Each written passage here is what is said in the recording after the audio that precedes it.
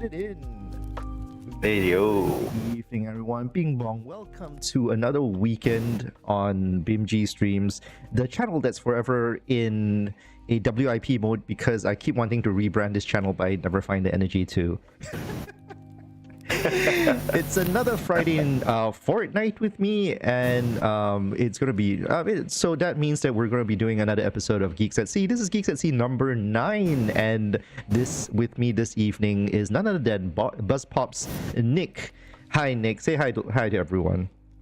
What's up, guys? Man.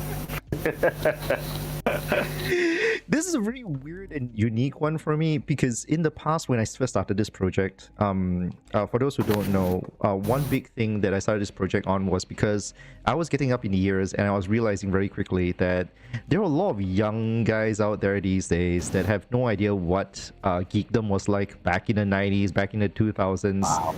Yeah, so I feel old.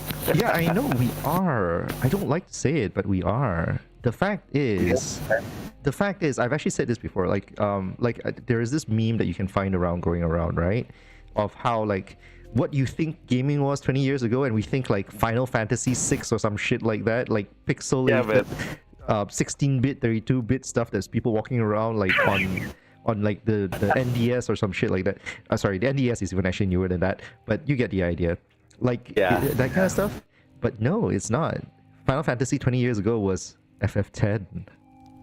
Oh my. Yeah. Oh my.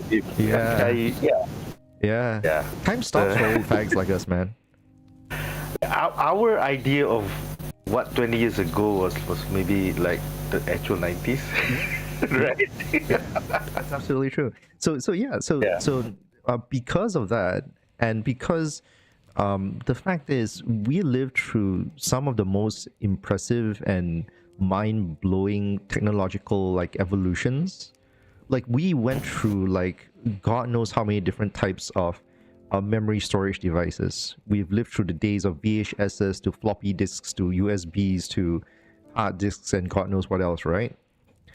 All of that was yeah, exactly. Yeah. And we went through ages of home cassette tapes to now at one point DVDs, and now YouTube and all that going up on film and everything else, right? I feel like if you think about back in the day when you got your first phone, exactly, it was the alphanumeric keypad, where it was ABC was the same button and you had to press it 3 times when you were texting.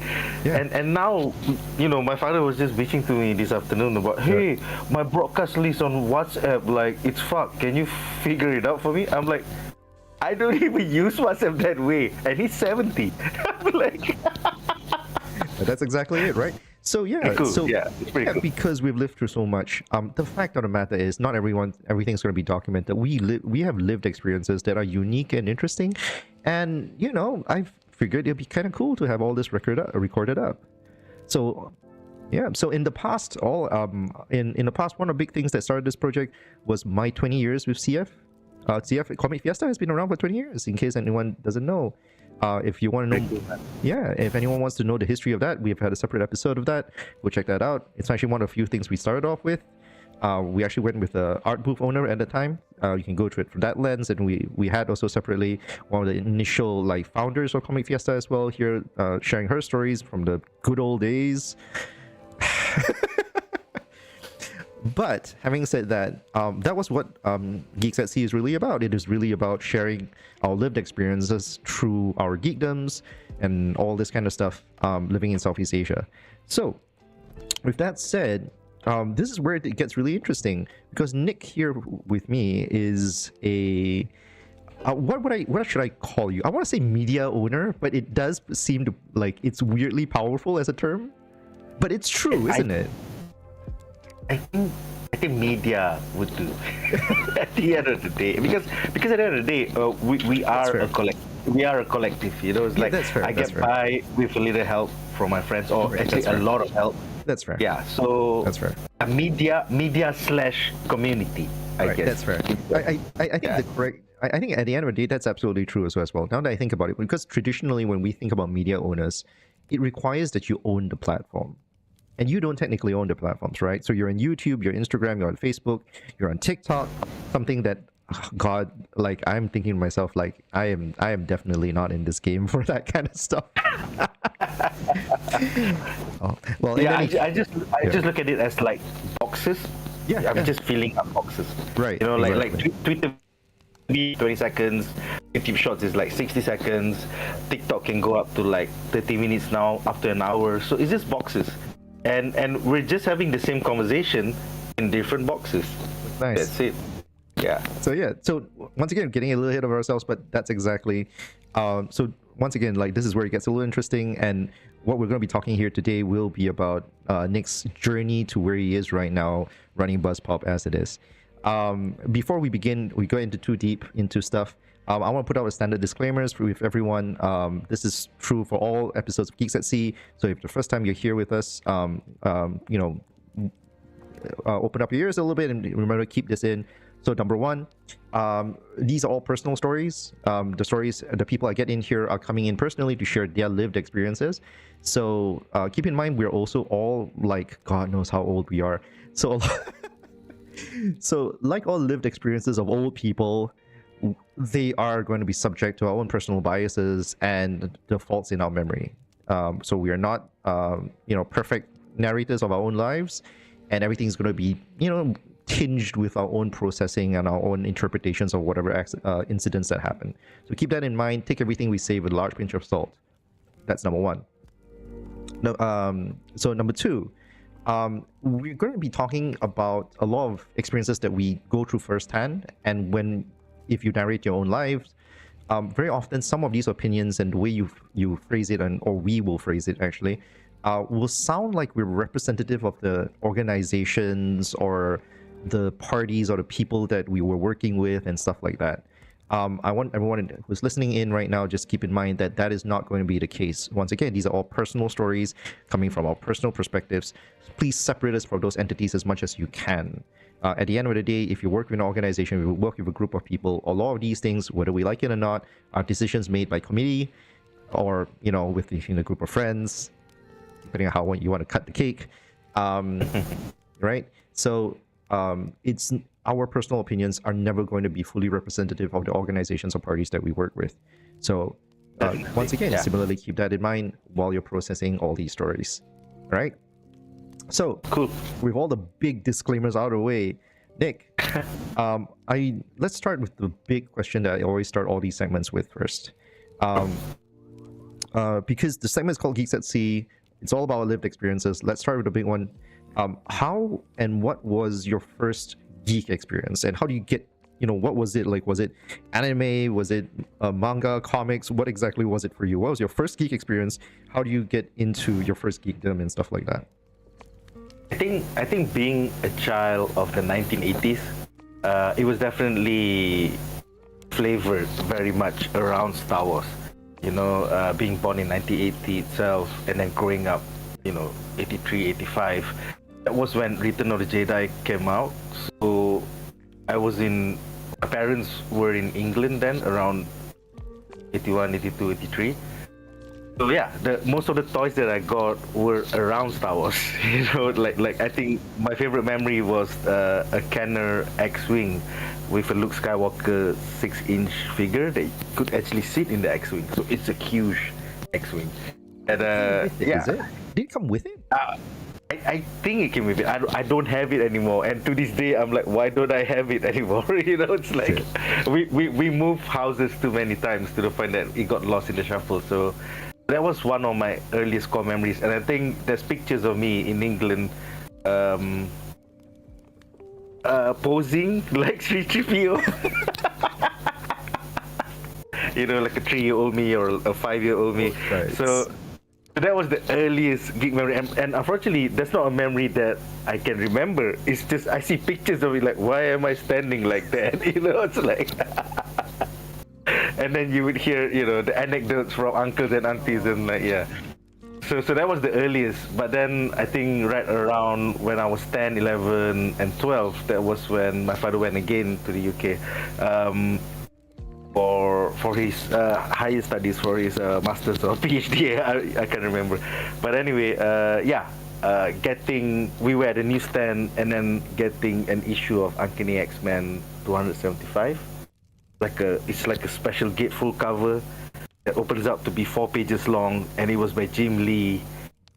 And it was just beautiful, man. For like 11-year-old me to see that cover, I was like blown away, and I fell in love straight away. So yeah, those are the two core memories that I have of geekdom. Right. So about that cover, because we spoke about this in preparation for this stream, we dug it up, and I just want to put it up on screen real quick. This is actually the one you can find. You can actually find this online, by the way. It actually took me I think like a minute or so to pull this image up online. I think the Google was like Uncanny X-Men 275, and I think you automatically get this immediately as one of your like top 10 or top 5 search results. Easily. Yeah. So it's gorgeous. It's amazing. I remember, to be fair, like even for me, I got into X-Men unfortunately through the most plebeian way possible, which was through the animated series. Like the 1980s, the 1990s. I think that was the gateway drug. That was the gateway drug. Right. Yeah, man. Yeah, but for me, then after that, I started looking out for like comics, and I think Jim Lee's work was automatically one of the first things that you would be able to find. Definitely, man. Yeah. It was. I think it was like a right time, right place kind of thing, because Jim Lee took over the title around 1991. And then the animated series came out around 92, 93, and it was based on his drawings. It was based on his design of the the yellow and the blue. Right, exactly. So it's become iconic over the past 30 plus years, and yeah, like with X-Men 97 coming back, all using his designs, his colors. So it stood the test of time in a sense. Yeah. It's amazing, man. Being 11, looking at these covers, not knowing anything about the 274 issues before this, but I was just sold. Looking at this cover, man. So that's the part where you got started, right? Like, so what? Yeah. How do you travel down this rabbit hole for you? How was the rabbit hole for you from there? I think once we got back to Malaysia, right around 92, 93, I started actively looking for comic book shops. And I think, again, with the right time, right place, Subang Jaya, as a new town, in a sense, back in the 90s, had so many comic book shops. SS15 alone had 2 or 3. And then SS13 had another one. Yeah, and that was just within Subang. So as like a 13-year-old, I could just bicycle every Wednesday, because that's when like New Comic Book Day, or in Malaysia it's Friday because they fly it out here. So yeah, every Friday I would go to the Mind Shop. After that there's Comics Corner. After that there's DCM in SS13. And then maybe there's like a vinyl store that also does comics, or was it a DVD store that also does comics? And yeah, there was like at least 5 comic book shops, all within like cycling distance for a 13-year-old back in 1993. So it was crazy. It was this whole culture of like, trading cards, and like first it was like baseball trading cards, and then it became like X-Men trading cards, and then it became Magic the Gathering trading cards. And yeah, there was like a whole new world opened up to like 13-year-old me, and I was like lucky enough to be in a city or town where there was like 5 comic book shops. So American, but for this Malaysian, it was mind-blowing. Yeah. That is insane. Now, okay, so for those who don't know, and I actually sort of alluded this before, like Nick and I go way back. And the thing was that we actually met in Comics Corner. Yeah, definitely, man. SS15 Sumajaya, yeah. Exactly. It was exactly that. And and the thing is that what happened was that I started getting into Magic for the first time. Nick was really into it by then already. Oh yeah.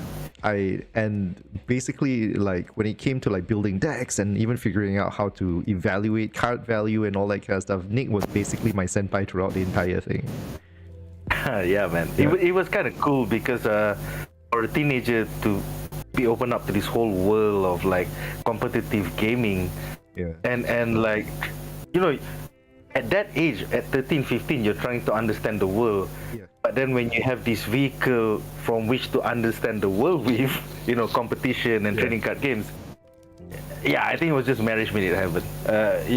Like suddenly you get to learn about the ELO system, which was adopted from chess, which was from 100 years ago. And then you're like, oh, this is how you rank people from different towns, cities, states. to go, represent Malaysia at the world's level. So it was like opening up my whole world. And then like it was an English card game, so like you learn weird English words. Yes. But then like syncopate, like what the fuck is a syncopate to a 13-year-old? But then it's a counterspell. It's like, so it must be something negative, right? So it opened up my world. And then like I was reading more into the dictionary and thesaurus, and like it's just crazy, man. But the spirit of competition is what made me come back again and again and again and again. Yeah. Beautiful. But it's a bit just to sidetrack on that one a little bit. Of those five shops that you were mentioning, how many of them are still around? Do you happen to know? I think only Comics Corner is still around, and even then it's just like a very sad storage room that only opens up every Friday or Saturday. Because I think auntie passed away, and then uncle decided to retire, so now his youngest son took over. And then it's just like a place you go every Friday afternoon or Saturday afternoon to buy old shit. That's it. It's just like a storage facility where they just have garage sales every Friday and Saturday. Yeah. I knew I heard about Auntie long time ago. Sorry to bring in the little bit of like melancholy and all that stuff, but like I heard about Auntie a long time ago. Never managed to see Uncle since then. But yeah. Yeah, I think Uncle went on holiday about a year ago. I think post-pandemic, he went to Australia to spend time with some relatives, and then he decided to come back here and hang out in Ipoh, and then he decided to just hang up his hat. It's like, it's cool to think that Uncle and Auntie were everybody's uncle and auntie since the 90s. Yeah. Right? Like they saw us grow up to become the adults that we are today, when we were just 9-year-old or 15-year-old kids, cracking the latest comic book or booster pack. And it's crazy, man, to think that I turned into an uncle myself sometime, I think back in the day, 2012, 2016, I was a store owner myself. So it was cool, man. Well, all right. Okay, now let's come into next steps then. So from there, how was it like for you post that? Like this is the part where I have like, this is the time for you to like fill in some gaps for me. So as I said, I knew you from the time like when you were playing Magic actively and all that kind of stuff, and then there was this long period in between where basically between like that point when we were playing Magic, like Grand Prix and stuff like that, to the point like I knew you were starting up BuzzPop. What happened in between? I'd love to hear everything in between. All right, so we met sometime when I was 15, right? Was that the case? I actually don't know how old you were when I first met. Okay. Maybe I was like 15 or maybe I was already in college, and college was just Taylor's and Inti, which was in as a 15 anyway. So maybe that's when we met. Yeah, I want to put this out there, by the way, for anyone who's wondering, the reason why this has been absolutely true, right, is that like this is absolutely a nightmare case for me talking about like how old Nik is because as far as I am concerned, Nik hasn't aged a day. Like his hairstyle has changed over the decades. His hairstyle has changed, but I swear, if you show me a picture from that day when we first met, which we never took, selfies weren't a thing back then. But it wasn't. So we've never taken a picture together, all right? Actually, in fact, I actually don't think we actually have a picture together. This screenshot is the closest thing we'll ever have of us taking a picture together. Yeah. But yes, having said that, so like I could swear there is zero difference. Nik looks exactly the same. Well, unless I shave, then I would look like I was 20 years ago or 30 years ago. So that's why I don't shave. So. No, but seriously, it's the same amount of hair. Yeah, I think I've always looked like a dwarf, even back in the 1990s. It's a dwarf, and you are a dwarf, isn't it? It's that stone in your blood, isn't it? Yeah, definitely, man. But anyway, I think we met back in like maybe 99, 98. Yeah, something like That that. time I was in college, and it was pre me going to Edinburgh from 2000 to 2003. Yeah, that sounds about right. So yeah, so right around then I was in college, and I was playing Magic like extensively, reading comic books, and then I went to Edinburgh, and it just opened up my eyes to a whole new version of competition. So Magic was like my unifying thing across the years, in a sense, in my geekdom journey. Because the first thing I did when I stepped down in Edinburgh was like, it was pre-release weekend. It was pre-release weekend for, what was it, Macedon Mass? I think it was Invasion. So I imagine the year 2000. There's no Google Maps. Right. There's no handphone, right? You just there's no smartphone. So how do you find the nearest pre-release? Like, unless you're on like the email group or something. So I decided to like physically walk the beat of like every comic book or gaming store in Edinburgh. Dedication to you, man. That is dedication to you. Pre-release weekend, man. I want to play my pre-release. I don't care if it was a 16-hour flight. I just want to play my pre-release. I have to ask, how do you keep track of the pre-release dates when you were in Edinburgh? Like, you literally had to travel, and obviously there's the dateline time zone issues as well. So how do you brain this? I think the good thing about Wizards of the Coast is they have a way of organizing tournaments globally on the same day, or they have a release schedule. That means every quarter this product's going to come out on this date. Pre-release weekends are going to be on this date. So it's the same everywhere in the world. Right. So that's how dedicated they were to having the game being organized across the world. And I think there was like a global yellow pages of sorts back in the day. Like, okay, if you're in Edinburgh, there's like 5 shops. This is where you can that are hosting pre-releases.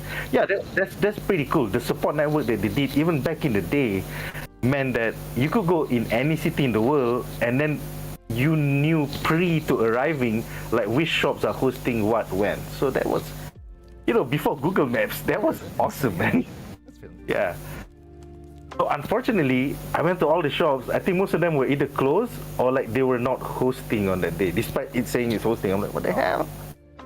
Even then there wasn't like 5 shops in Edinburgh. There was only like 2. Okay. Well, at least it was a short walk, right? Like, at least a short quest. Imagine if physically your campus was in Inti Sumanjaya and Edinburgh is Kuala Lumpur. So you have to go to Kuala Lumpur, look around, not find any of the shops open for that day, and then come back all the way to Inti Sumanjaya, that's fair. Despondent and I'm gonna miss release for the first time. And then as I was having my evening meal that day in the local refectory / cafeteria, I just saw a group of people playing Magic the Gathering. Turns out space is like a premium in the UK. So they do tend to host things where they can host things for free, like a local cafeteria of a university. Yeah. So that was my first experience with the Edinburgh community. So it was kind of cool. I didn't get to play that day, but I got to meet nearly all the players that eventually became close friends over the course of 3 years. So yeah. There is this certain sense of fate behind it, isn't it? Like, you go through all the trouble and ironic indeed. Yeah, I would call it serendipitous. In a sense, I guess. So I spent that 3 years going to a lot of conventions, going to a lot of tournaments across the UK. So it was pretty cool to explore UK in a sense, in that way. Because I feel like when most Malaysian students go to university in the UK, I don't know if it's the same now, 24 years later.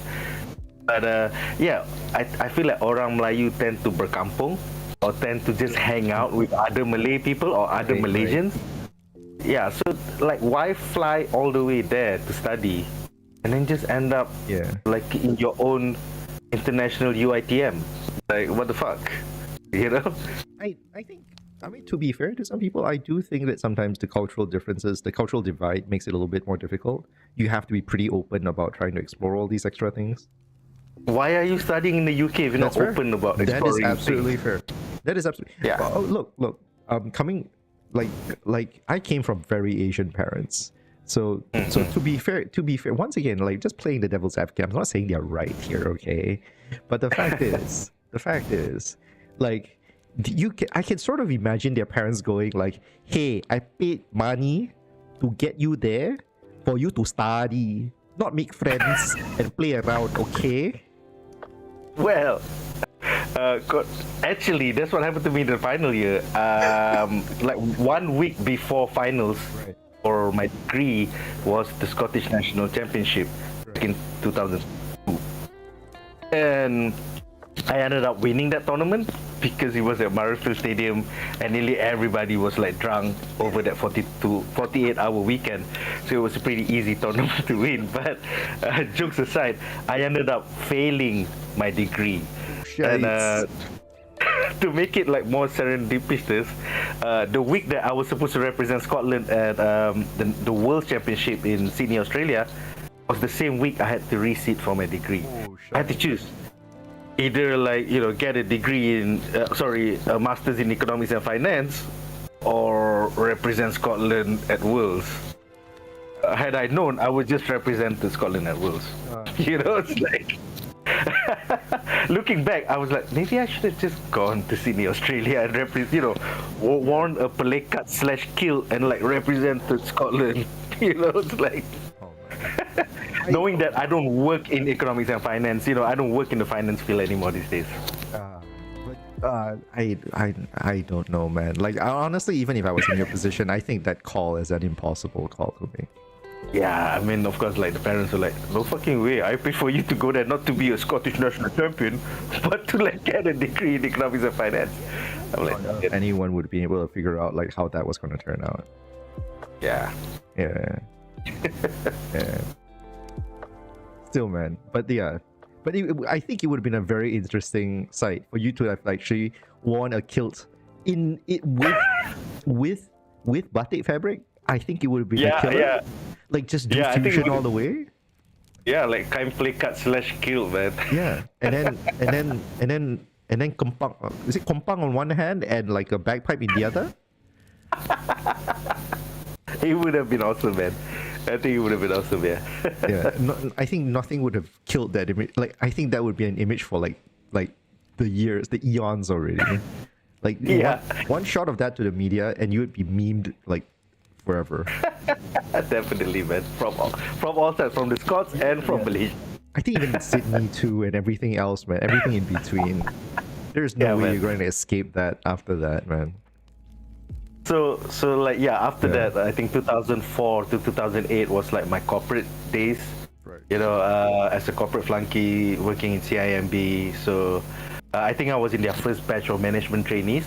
So this was weird because for a bank like CIMB, which was a B2B back in the day, pre-merger, they were... Sorry, yeah? Something's kind of weird. Yeah.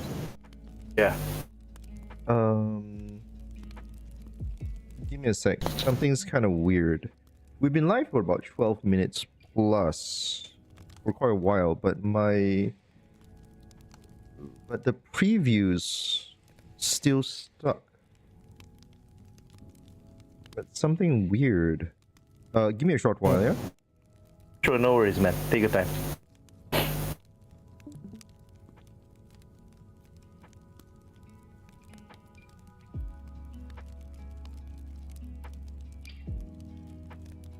Because normally once I've already shifted up, and we actually been talking for a good like 20 minutes at this point, 23 minutes at this point. Yep. So under normal circumstances, my screen should be showing, my preview screen should be showing us already. But what's happening is that like I'm supposed to be live, OBS says I'm live, but it's still showing my load screen. I'm not sure what's going on. Do you see? Do you mind if you pull up your phone and take a look? I think we are live. Like I can see myself pointing out the phone. On live right now. This is freaky, man. Yeah. Like, okay, so this is a little inside baseball for anyone. I get paranoid about this because I've actually made this mistake before, by the way. Like I've legit started the stream and then forgot to press the start screen, the stream button. Yeah, it's normal. Yeah, I've done that oh on god, it BuzzPop was like as well. mind-blowing, right? And what happens is that if you stream on YouTube, in YouTube Studio, you do get a preview screen that you're seeing. But the thing is that preview screen is stuck right now on my side on my splash screen. And I'm not seeing what I should be seeing, what I think I should be seeing, because sometimes it's about like a half a minute's delay, right? Yeah, usually. So I'm not seeing that, even like that half a second, you know. So I'm paranoid as crazy right now at this point. Sorry for stopping you just now, but like it just got to this point where I was like, oh my god, we've been going on for about half a minute, and like I am just like, oh my god, did we just completely just lose all that? And we have to like start all over again, and like it's so weird because I thought we were going really well. I thought the pacing was really nice. Yeah, I think we're live.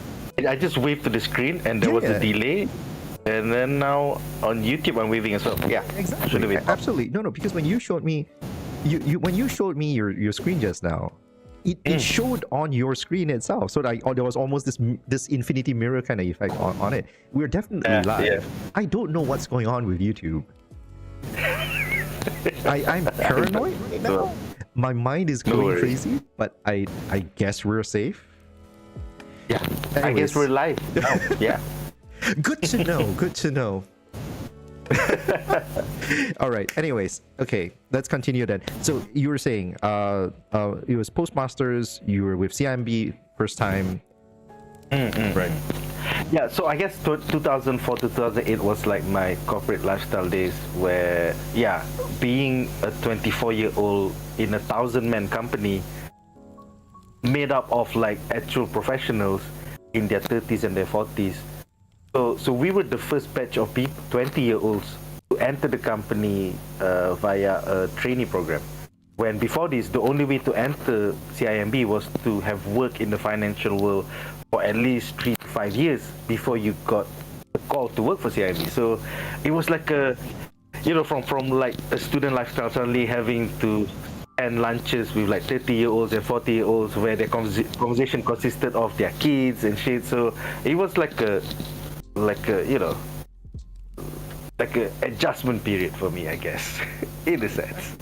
Back then had kids early, so yeah, so it was weird because like my co-workers would be in their 30s and their 40s, and their conversations would be about like, hey, where you going for holiday, or like my kids in kindergarten, or like I'm having, they got a toothache and stuff. So like I couldn't like jive in a sense. And like even like my master's in economics and finance, it was a degree that my parents wanted, not like something I actually wanted. Like had they given me the chance, I would have loved, like I think right around 99, 2001, an academy back in Soundway was like really growing. They had those advertisements where day one the guy was like drawing stick figures, and then day 20 something or 300 something it's like an actual like drawing on Photoshop. So like I was so into that. I wanted to go into that field, animation, or like my dream was like to draw for Marvel one of these days. But 24 years ago, you couldn't brain that you could work in Malaysia and still work for Marvel. Like, because those were the days of faxes. Like, how do I fax over a page to New York? Like, it wasn't a career. You would mail it. Yeah, but it wasn't a career back in the day. It just wasn't as well. Yeah. In Malaysia, we have Malaysian-born comic book artists working for Marvel, working for DC. Yeah. So it's wow. It's so much has changed in 24 years. All cards on the table as well. Like some of them are actually my senpais and my senpais and kohais. In fact, some of them actually in the One Academy. Nice. Yeah, they're. Yeah. So I never got. By the way, I have to put out there, like I never got to know them that well, but there's a lot of the One Academy graduates doing incredible work around the world. They're outsourced for like games and comics and animations Lucasfilm and stuff in Singapore. Like that. Exactly. Yeah. Exactly. Yeah. So yeah, I think after 4 years of doing corporate finance, or like the financial world in KL, I got tired. So it was coming to the point where like we would fly to Indonesia for a luncheon meeting face with like a multi-million-dollar company in Indonesia. We would leave at 7 in the morning, take a flight, arrive by like 10, and then have lunch, and then fly back at 2, and then like by 7 I'm back in KL. Or like we would fly a week into Bahrain, have some meetings. It was like a multiple meeting thing, and then fly back on a Friday. And the question was like, is this life? The pay was awesome for like a 24, 28-year-old, but it was like facing the grueling jam. Like imagine from Subang, I work in Jalan Sultan Ismail in KL, so that was like what, a 1 hour 30-minute drive. It just wasn't for me. I think it just wasn't for me. Like and then the late nights, like going back at 8:30, it's like, oh, you're going back early, half day today, huh? And like going back at 10 or 12 was the normal thing. 10 or 12 at night was the normal thing. Okay, and then coming big. I'm completely baffled by that idea. I would have thought that like bank guys like would just close shop or pretty on time. Well, if you were B2C, it would be a different thing. But if you're B2B, where your customers are other corporations and it's IPOs for millions of dollars, so yeah, that was a different thing. Yeah. Oh, okay. So you're doing that kind of banking? Yeah, B2B instead of B2C. So yeah. So where the deals? Where the deals, if they were put in cash, would be have to like in suitcases of dough, right? Well, we were usually covering stuff like IPOs or secondary IPOs or stuff connected to the stock market. So I was an equity researcher for a while, and then I went to the Islamic side, so CIMB Islamic, and then what happened was Ajib's brother was forced to take over the B2C part of Bumi Putra Commerce, which was a failing local bank. Suddenly we went from 1,000 strong to multiple thousands in employees. So to see a company, which was excelling, and then suddenly having to go to like the 20,000, 40,000, 80,000 staff, and then teething problems there. So yeah, I just got lost in the shuffle, and then I was like, nah, this is not for me. So I left. So I spent 2009, 2010, 2011 trying to get into either advertising or also the blogging space. So that was the beginning of BuzzPop in a sense, where it started as, I think, a side project with a friend at janks.com. That was like 2011, I think. Don't ask why that was the name, the URL of I don't ask these questions, dude. Like dude, like we lived through an era of Yahoo, right? Yeah, man. Yeah. Angel Fire, if you remember. Yeah. GeoCities. Yes, and then it became MySpace, and then it became Friendster, and then it became. I thought Friendster came first. Did Friendster not come first? I think Friendster came first, and then MySpace came along. So that was the era of like. Right. Of like everything, like suddenly, I think I got my first mobile phone at the age of 20, because in the UK, when you sign up as a student, when you sign up for a bank account, they gave you a Nokia 3210. You know, the one where you can throw at a dog and then it wouldn't break. You break the door. It's not that we were throwing it at dogs back in the day, but that's how hardy the phone was. Yeah. Sorry. Yeah, I heard door. I heard door, and definitely if you threw a Nokia 3210 at a door, the door would break. Your Nokia would be fine. Yes. Not the phone. The door would break. Yeah, the door would break. That's in fact, I could swear some people, like when they couldn't find their keys, that's how you open doors back then. Yeah, definitely. You just use your phone and like just tap the doorknob a little bit, and like, it's broken. We'll just change the doorknob later. I think right around 2008, 2009, that was the advent of technologies to the point where I think first I noticed in the banking world, everybody had the blue. Was it a Palm Pilot? Was it a? You're talking about Norwegian. Is it a Norwegian company? It should be a Palm Pilot. Is it a Norwegian company? Is it a Palm Pilot? I think it should be a Palm Pilot then. Is it the one where you could email stuff to yourself from work? It was like, I have this like alphanumeric. So it's before the BlackBerry. I think I'm talking about the. First it was a Palm Pilot, and then it was the BlackBerry. So the BlackBerry was a thing where I could be out but still do work kind of shit. But the BlackBerry's Canadian, isn't it? Yeah, sorry, I got it wrong. Nokia was Norwegian or Scandinavian, and then BlackBerry. Yeah, But the only reason I know this is because BlackBerry's servers were still running for a very, very long time. Their entire system was running on an internal server. Their devices all ran on an internal server. So in fact, the only time, like, it was only because they shut down those servers that your BlackBerry now would have no access to a lot of its functions anymore. Oh. So yeah. So when they shut it down in Canada, like I received news. I don't use BlackBerries. I don't like the BlackBerry. For me, my fingers are too fat for them. Like, they're just huge. They're no, so yeah, the form factor was just weird. The form factor was really weird. I was just nah, this is not my thing. I had a friend who loved the BlackBerry. It was really practical for him. I think he freaking loved it. I love him to bits, but it was never my cup of tea.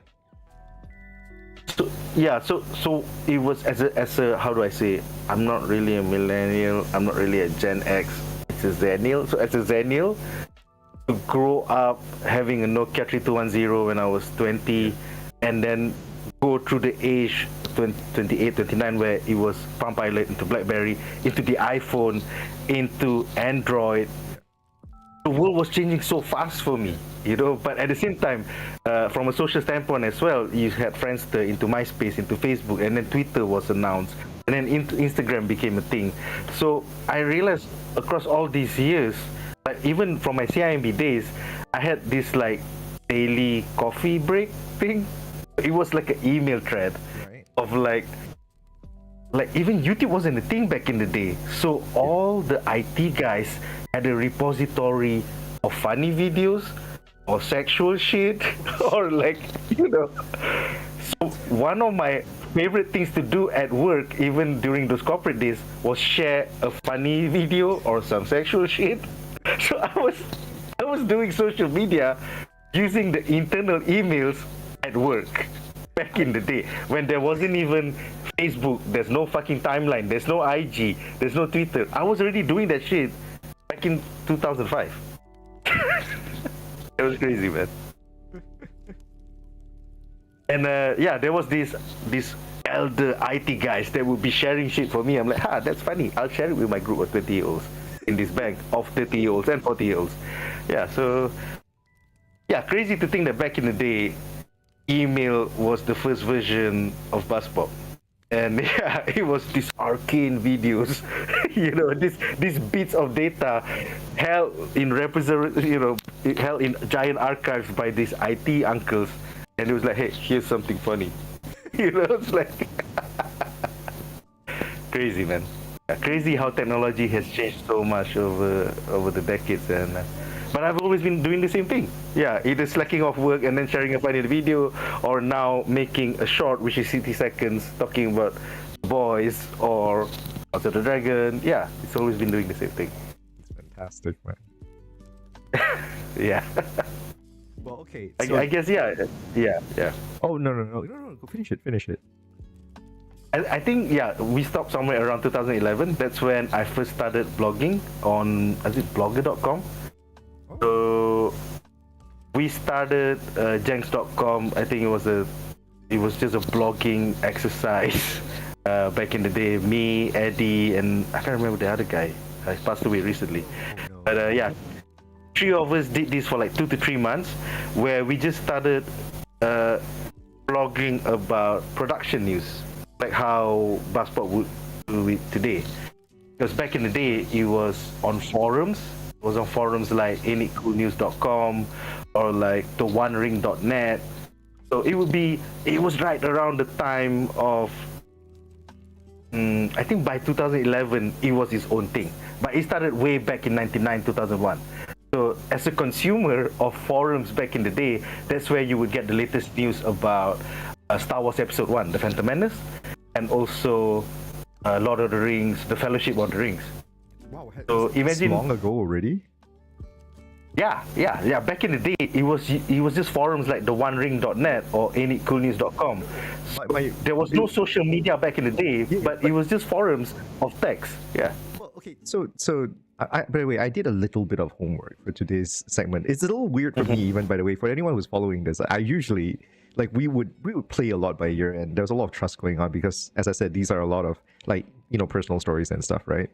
So, but to specifically because it's you, Nick, today, I actually went back to take a look and found BuzzPop, actually, the Facebook page itself was created back in 2010. Already? Yep. Yeah. It was. I chose the date 2010 because so it was 20th October 2010. I thought like, that's like magic in numbers. So I would choose 2010. So that's how it started. Yeah, it was just wanting to share that passion for the latest cool shit in pop culture. And I think it was born out of a question that my close friend growing up from high school had. His name is Faisal Mokhtar. We've been friends since we were 13. Back in SMSU, I think the first day of Form 1 we met up. And like, the first day of the first week of high school, nobody learns anything. It's just orientation and shit, right? So he brought an issue of a comic book. I brought an issue of a comic book as well. I think mine was Spawn #1. His was like Spider-Man 2099 #1. And then we both like, wait, you read comics? I read comics. You read comics? So that's how we became friends. Why would you bring comic books? It's the first day of school, it's like you want to show off. Being a 13-year-old is like, hey bro, I'm into comics, check out my comic, Spawn #1. And of all things, Spawn. It was the coolest thing of its time, man. Spawn #1, Todd McFarlane, Spawn. Before that, he did Spider-Man. So it was the coolest. I will give you, like, I'm not saying it's not cool. I'm just questioning the thought that was going through a 13-year-old kid's mind that said, I'm going to bring Spawn issue #1 to school. It's like, this is the coolest emo shit I know at the age of 13. It's like edgelord Nick, like teenage edgelord Nick must have been so proud of himself. Definitely, man. Definitely. I had it in backing board, and then it was in its own, like plastic envelope and everything. So what happened to Faisal was eventually he started working at Karangcraft. Was it? I think it was Karangcraft or PTS, which is a local publishing company. And one of his co-workers asked him right around 2008 when the first Iron Man movie came out. Asked him like it wasn't even a joke. Like, so this Iron Man, is he like RoboCop's brother? Yeah, man. Like what? What? Yeah. He absolutely is. He absolutely is, and in fact, that's what that makes Voltron their cousins. Definitely, man. Yeah. Definitely. So born out of that very naive but very innocent, like wanting to know more question. That was the genesis of I guess first Janks.com, but when that fell through, then it became BuzzPop TV. Yeah, we were just wanting. There was like a gap of knowledge because like for like Subang kids like us, we grew up on this shit with like 5 comic book shops, with like comic books being easily accessible. But to like new fans of MCU, like if they were not based in KL, PJ, like if they were based in the other states of Malaysia, they were like, what the fuck is this shit? It's just new entertainment at the cinema, but it's supposed to be connected. All these movies are connected, and it's from a property from the 60s and the 80s. What is this? So that's why I started up BuzzPop.tv in Bahasa Malaysia to explain to the local audiences like what is MCU, what is, and how it ties back to Jack Kirby and Stan Lee back in the day and stuff like that. So yeah, you brought up something that's a little interesting. That strangely enough, it didn't occur to me until you brought it up. Because, by the way, just once again, for anyone who's curious to know, like I usually do a couple of chats with the people I'm going to be chatting with here beforehand, to just sort of like just brainstorm a little bit of what we're going to cover and stuff like that. But there is something that Nick just brought up, which is very, very curious to me that strangely enough I've never thought about. So I've done this segment like with a number of other people, and a lot of their first comics or geek related media and stuff like that, right? Was two things. They very often would often cite Lao Fuzi, or it as Grandmaster Q, as one of those kind of things they grew up with, because back in the day, a lot of salons, stupidly enough, would buy them and stock them in the sides just to entertain the kids as the mothers get their hair done and whatever else there is. Correct, yeah. So that's a huge thing. The other one was Doraemon. Because Doraemon was actually localized into BM well ahead of any other comic or any other manga here in Malaysia, right? But there's an interesting question here that do you think that Western comics, the simple fact that they are not only they're pretty expensive on their own, that's one problem and so on, but the fact that they were never localized and distributed like widely, right?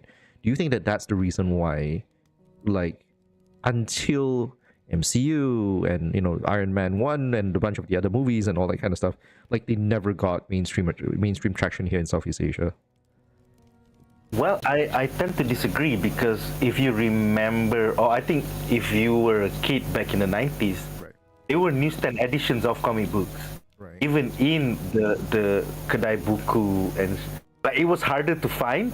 There would be Indian news agents locally that had newsprint editions of Superman and Suicide Squad and X-Men, and it was selling at Indian news agents. I remember vividly going to Central Market back in the 90s with my mom, and they would be readily available, and they were selling at like 2 ringgit a pop. 2 ringgit a pop, bro. It was really accessible. Yeah, for in Malay. I think sometime in 2009, I inherited one of my co-workers' collections from the 70s and the 80s, and it was all newsprint editions. That means they had those stupid barcodes instead of the picture of a character. Right. And it was all the shit that he bought in Central Market back in the day. That's crazy. They're all in Malay. They're all in Malay as well. Oh, no, unfortunately, they're not in Malay. They're in English, but they were newsprint editions. So it was still widely available, and it was cheap enough at 2 ringgit a pop or 3 ringgit a pop, like back in the 80s. Right. So basically, you could be in Ipoh or Penang or JB or KL, and you could still read Wonder Woman. You could still read X-Men. Yeah, you didn't need to go to specialized comic book stores like the comic shop or the My Shop back in the 90s and the 80s. Yeah.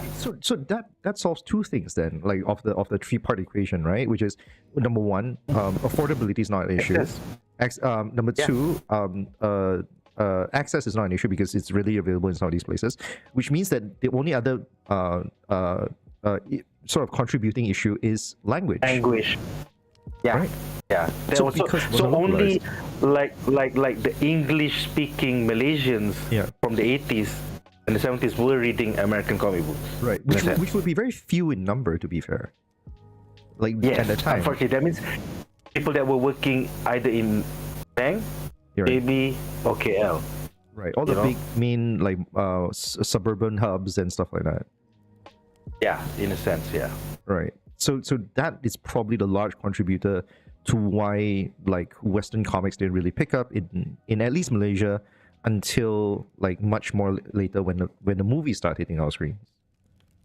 But I feel like even if you were an avid TV watcher back in the day, you had, especially the crossover stuff like X-Men 92 was like such a huge thing for 90s kids because it was readily accessible as a Saturday morning cartoon either on TV3 or NTV7. So that was mainly the gateway drug for them to get into American comics. Or like Batman the animated series. I think those two was like the gateway drug for Malaysians to get into comic books. Absolutely. I think that was definitely true for a number of us. But but the interesting, like, but that's the thing, right? Like Iron Man, which actually had an animated series back in the day, but it never actually aired here in Malaysia. It was a C-list character. Basically, everything the MCU had in these first 10 years, were C-list characters because Fantastic Four, Spider-Man, and X-Men got sold when they were A-list characters. They were going to go bankrupt. They sold it back in '99. Yeah, they sold the rights. They needed the money. They needed the money. Yeah. Yeah. Anyway, but I mean, okay. So where I'm getting at here is like for a lot of Malaysians, that means including both of us to some degree, or rather, I'm sorry, pulling you into the same pool is a bit off because you clearly had more influence from actually reading the actual comics itself. But for the vast majority of Malaysians, a lot of them, their first point of entry would have been the TV series. I remember the animated Spider-Man series, the 90s animated Spider-Man series. It was on TV that featured, I think it was Fire, or is it Firestorm, or is it Firestar? I can't remember her name.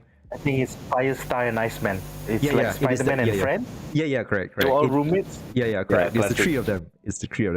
So that was around. The Batman animated series with God, I can't remember the guy who voiced Batman. I can't remember his name suddenly. Kevin something. Yeah, it's Kevin something. I'm so sorry. Yeah, the guy just passed away. I feel really, really bad. The guy just passed away. Leaving behind his longtime Joker. Please don't pass away. But yeah. Yeah, but he recently passed away. He was voicing Batman for the longest amount of time. Just worth noting. And then there is the Justice League animated series, and then which spawned itself into the Justice League Unlimited. All these were incredible like points of entry for kids like us, for a lot of Malaysians at least.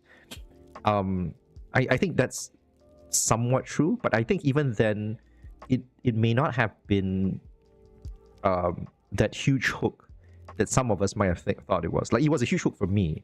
It got me interested in X-Men. It got me interested in Batman and a bunch of the other ones. Batman. By the way, I went back to watch the Batman animated series. I have to say this much.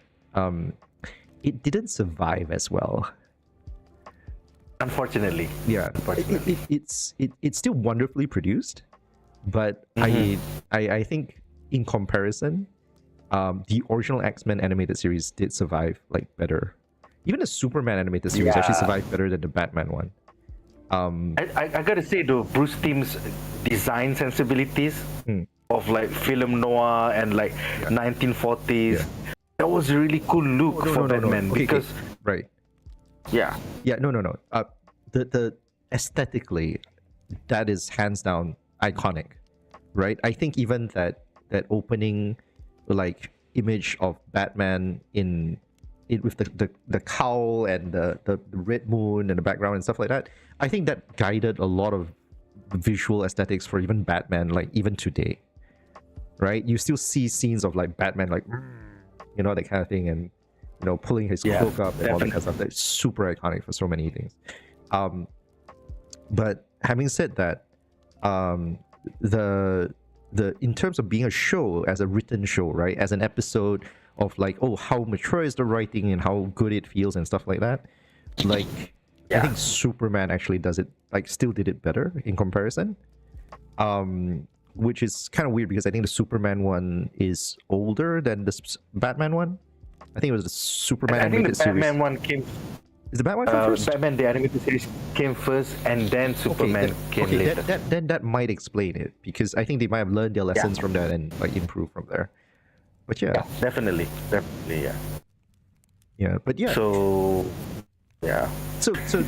as you were saying earlier, it came from this interest in trying to educate a bunch of people who weren't in the same the same background of being exposed to comics and all that kind of stuff, who were interested in knowing more about these wonderful new characters that they were going to be introduced to for the next 10 years or so.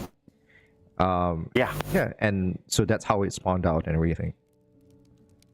Well, when I first started BuzzPop on Facebook back in 2010, it was in English, and I think social wasn't even a thing yet, because smartphone proliferation wasn't nationwide. So I was doing it in English, I think, for like about 3 years, and then not making much headway because social back in the day was predominantly Western world. Social wasn't Malaysia yet. But then the project got restarted again in 2015 with the advent of social becoming more Malaysian. and video being a thing. So I think 2015 was an integral year because that's when I morphed from being a blog to now having a YouTube channel. So 2015 was the first year that I opened BuzzPop TV on YouTube, and I gotta say it's been a 9-year journey from being somebody that doesn't know how to operate a DSLR, and then having to wait for a friend that has the DSLR to like, hey bro, can we like shoot tonight? Are you free tonight for like 3 hours so that we can just shoot this like 40-minute segment, which would be edited down to like 10, you know? So going from that to now producing 3 shorts a day, 1 live stream, and then 1 short 10-minute video on YouTube, at least 3 to 4 times a week, and knowing how to edit and knowing how to shoot. So it's been a 9-year journey, man. So it's like, I gotta say, video is the future. You know, like we are currently in a long form live stream, right? But you could slice that into a 60-second preview of our how many hour long thingy, or we could take 1 segment and talk about it for 10 minutes and then repost that onto so many boxes and platforms. But at the end of the day, it's all about stories. We're all telling stories or talking about stories or trying to break down stories. It goes back to the days of the caveman, man. It's all about stories. Yeah.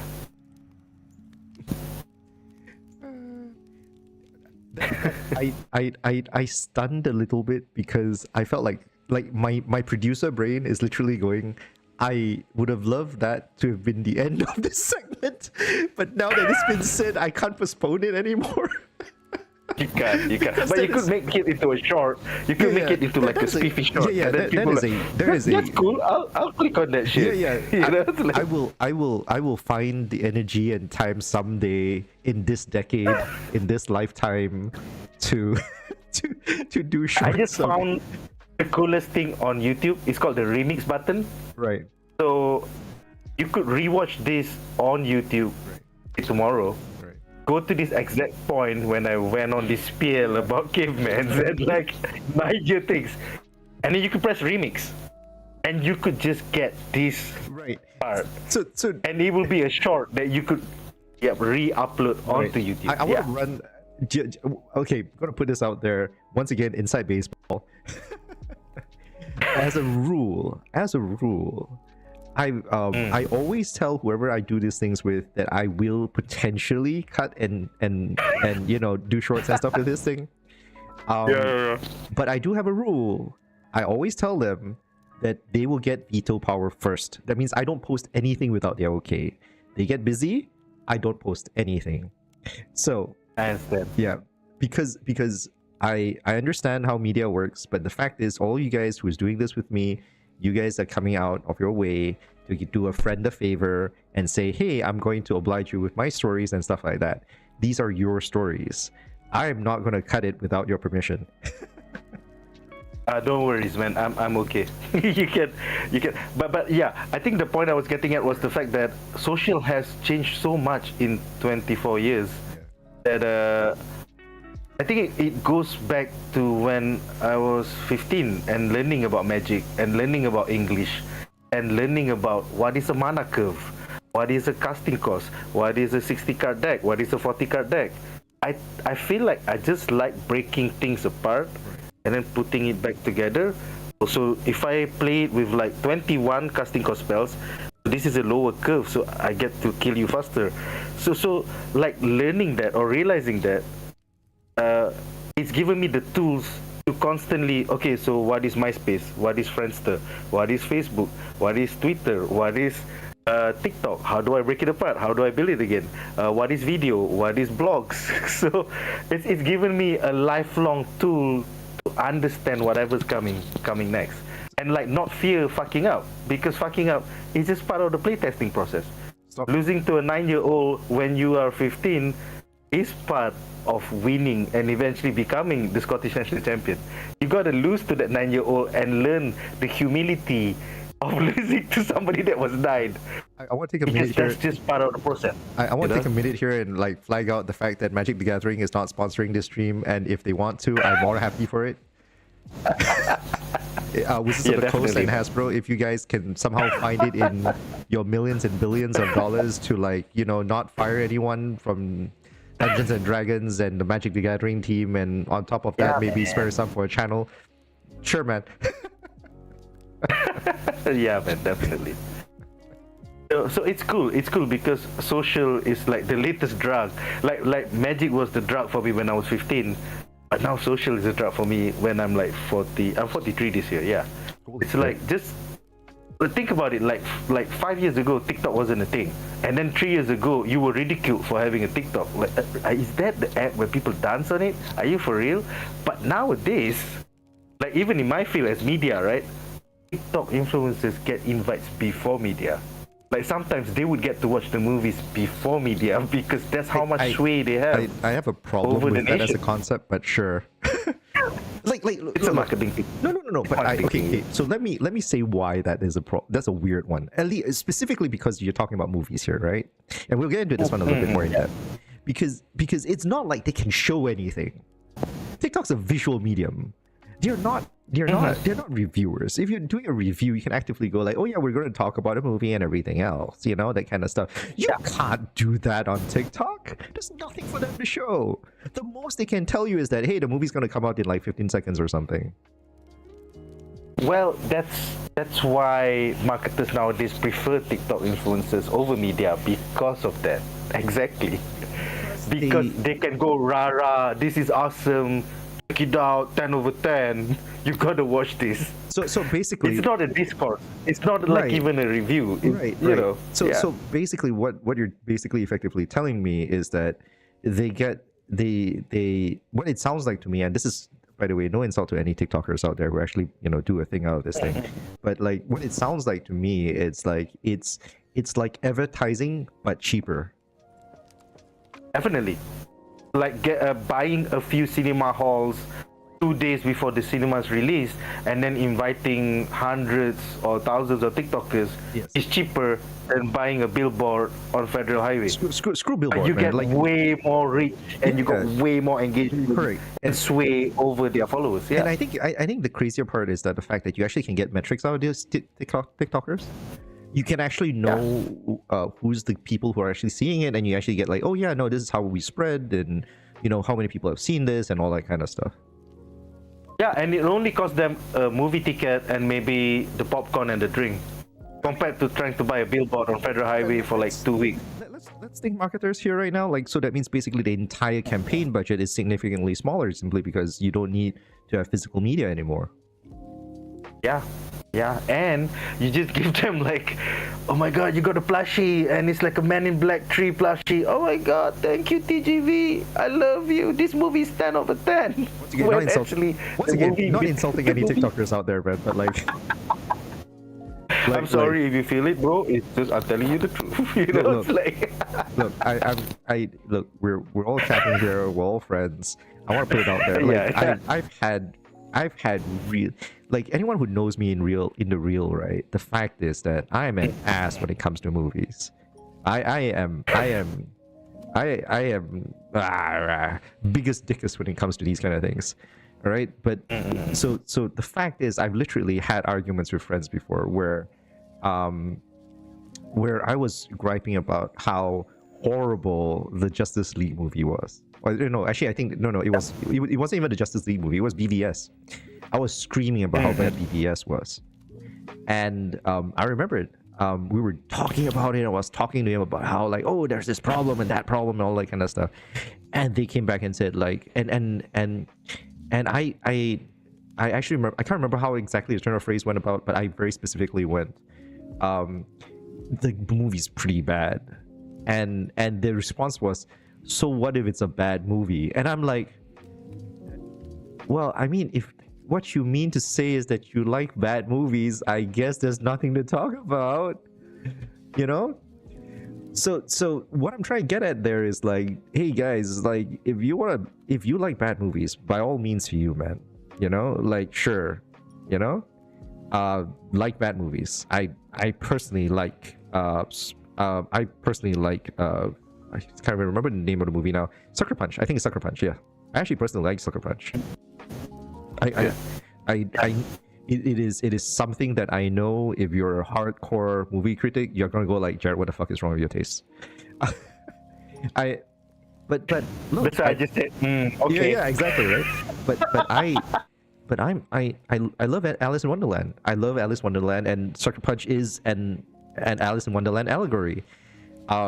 It's not particularly intelligent. It is basically watching video game cinematics for an hour and a half.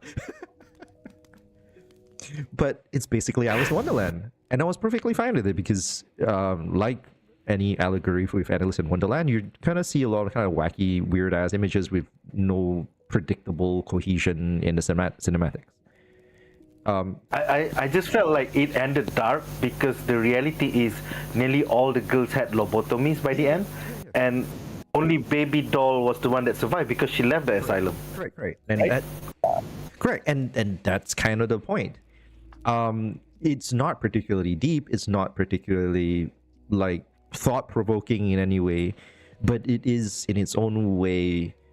Like, of all the stuff that Snyder has ever done, like, personally, like, that one at least has some soul in it.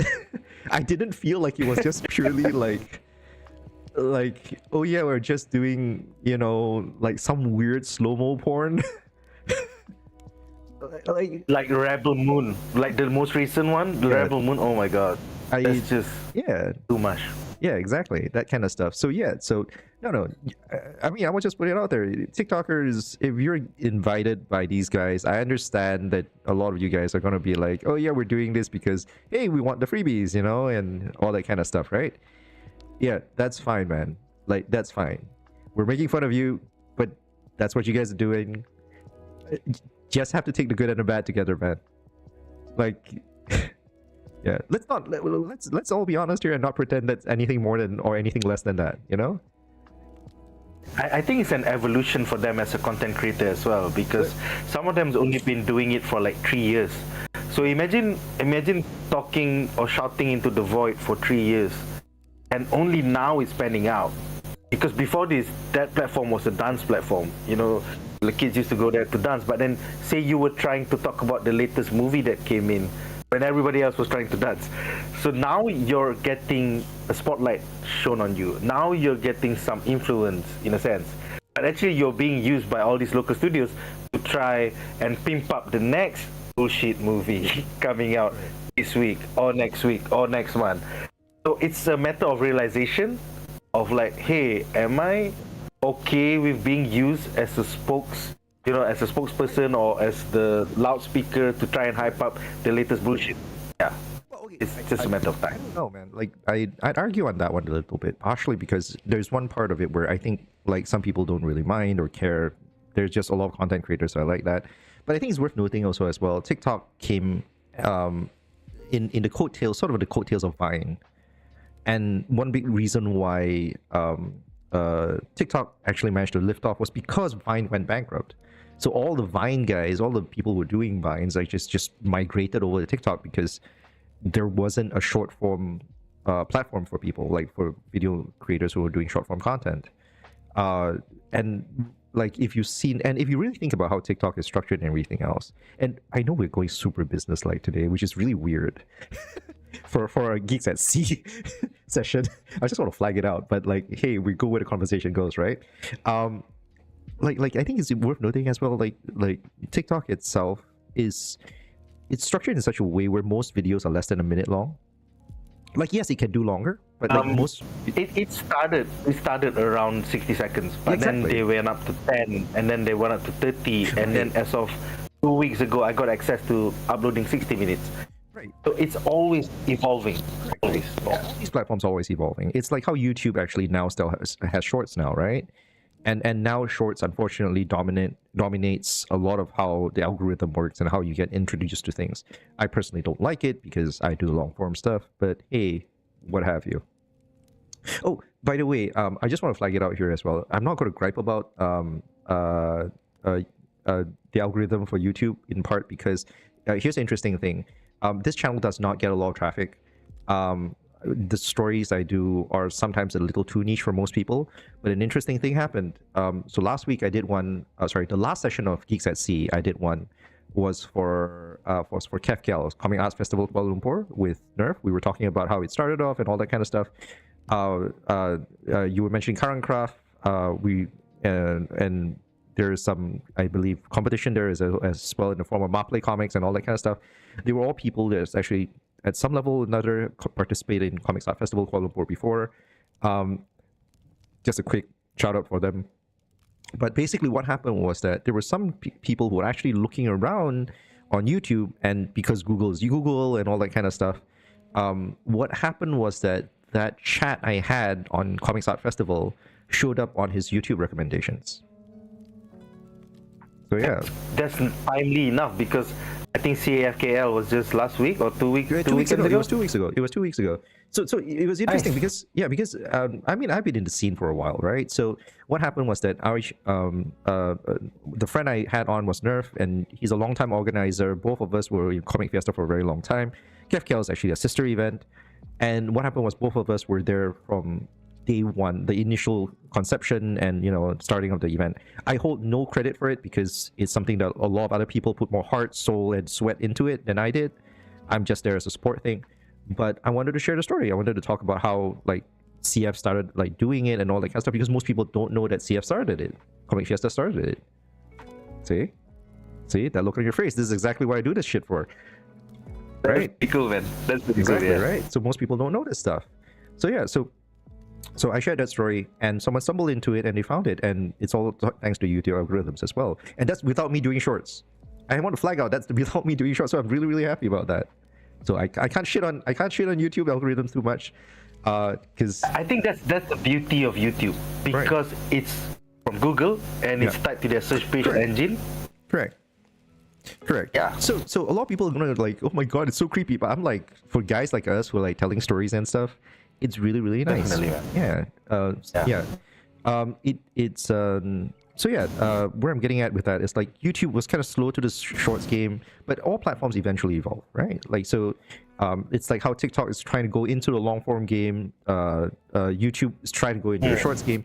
In fact, honestly, I'll put it out there, if YouTube was quicker on the pickup on the short form stuff, because I know for a fact YouTube was actually very reluctant to go into the short form stuff. Yeah. Right? It's not their thing. Yeah, exactly. But that's exactly it, right? So what I was getting at with TikTok was that if you look at how TikTok is produced and how it's done up, it's very snappy. It's very, for lack of a better term, jiffy. If you know what I'm talking about, how emotes have sort of evolved from the normal single stickers, single images, to stickers, and then now we use things like Jiffy to do more elaborate expressions and stuff. That's because the internet sort of creates barriers, and we're constantly trying to recreate bridges through these barriers. You know what I mean, right? We want to communicate ideas. We're doing pictographs, by the way, nowadays. We're just going back to Egyptian hieroglyphs. It's just more advanced. It's funny, but it's true. Yeah, it is. That's what all memes are. Imagine 100 years from now, or 300 years from now, what were they talking about back in 2024? Exactly. That's what all memes are, right? What's this? And what's a peach? And what's... That's what all memes are, right? They're all advanced pictographs. I wonder what an eggplant and a peach would mean to somebody 300 years from now. They would be like, that's assuming eggplants. That's assuming eggplants still exist. It's this ancient fruit. I wonder what this is. Right. So yeah, but having said all that, so basically, but that's what TikTok did, right? That's the void that TikTok filled. The short form content. Yeah, 60 seconds. Yeah, exactly. It's what it did. Right. And the reason why they're even expanding into it is because people are going, they realize that, people are going oh yeah, I can't do this, so I'm going to YouTube to do it. And they're trying to eat that market share that they don't have. They're hoping that let's give them reasons to stay, and that's why they're expanding it. I think the coolest thing, or on the flip side, the hardest thing to wrap your head around is content in 9x16. I know what you mean. For 20 years, I'm used to 16:9, which is the horizontal format, right? The landscape format, yeah. Which is what your phone looks like, 16:9. And then suddenly having to create 9x16, it's like a whole other how there's not enough space for my face. 9 by 16, like. Once again, going through, because this is the spirit of these things, right? We are going to talk like old men people, like kind of thing. Where like back in my day, I'm a boomer, man. yeah, no, it's fine. I like the reason why a lot of us in those days, right, we struggle with the portrait sort of layout for stuff, right, is because we grew up with TV. Because TV went from 4:3 to widescreen, which is 16:9. Is it 16:9? I think it's 16:9. Yeah. So that 16:9. Yeah. So that's how TV evolved. So we're used to looking at it from a widescreen perspective. So that was storytelling for us. Correct. Exactly. 16:9. Correct. I literally have friends, graphic designers, by the way, and even by the way, your monitors for the most part follow these things because we follow the TV thing, right? Yeah. We didn't start off with square TVs either. Don't ask me why. I don't understand why we don't have square TVs. I don't have an answer for you. Why 4:3? No answer for you. Life, I guess. Why don't I think it was the form factor of cameras back in the day. Yeah. The lens or something to do with that. That's why it was 4:3, right, and then it became 16:9 as the lens could capture more, I think, in a sense. But as you sort of alluded to it, right? That's just a question of how you turn the lens. So why didn't we as creatures who stand upright decide to capture more of our upright position? Because besides the lens, it was also the viewing device. So from the initial lens, viewing device was a square. That's why it was 4:3, and then over time the square got into a rectangle. Then it became 16:9. But now it's 9:16. So my once again, I'm evolving my thinking as we go through this, just to show you, like, hey, I'm open to new ideas and shit. Like, as we're talking about this, I don't think that that's the case. I think it's more to do with the fact that the peripheral reasons why people take photos is to take scenery images. So people start looking at widescreen being a thing because we want to capture more of what we're seeing instead of this way, because we're not used to thinking vertically, right? Verticality is not something that we're used to. So we want to see more of our surroundings this way. So the more we think about things this way, the more we develop technology that allows us to do this, right? Definitely. That makes sense, right? So because this eventually happened, we don't think about things in a portrait form. So what happened was that when TikTok became a thing, like you said, like the question then becomes like, oh, this is so weird and jank, right? But the weird thing is that actually that's because that's the phone, like when you see your phone screen and everything else with the smartphone and everything else, that's what we see. So they pivoted into that, and TikTok basically forced everyone to normalize portrait layouts. Yeah, because it went from a dancing platform to something serious where people could get millions of views. Right, but that's why. Right, but I also think, like, it's funny that you should mention that also, because I think there's two things that's worth noting, at least with TikTok as a portrait style platform. Like, number one, it is actually, like I was saying, right, I was alluding to, right, like, it is vertical, so it captures your full body. So as a dancing platform, that actually makes a lot of sense, because you want to see your full body do a dance. Yeah, right? Yeah, like, I guess so. It sort of makes sense. Yeah. It sort of makes sense because you can see a leg movement and stuff. I think it looked nice when you stitch, like somebody singing and then you're singing the male part and then she's singing. So like it was nice to see it side by side in a 9:16. That's a horizontal one, yeah. But it's a horizontal one. On the vertical side of things, you can do up and down. It still works, right?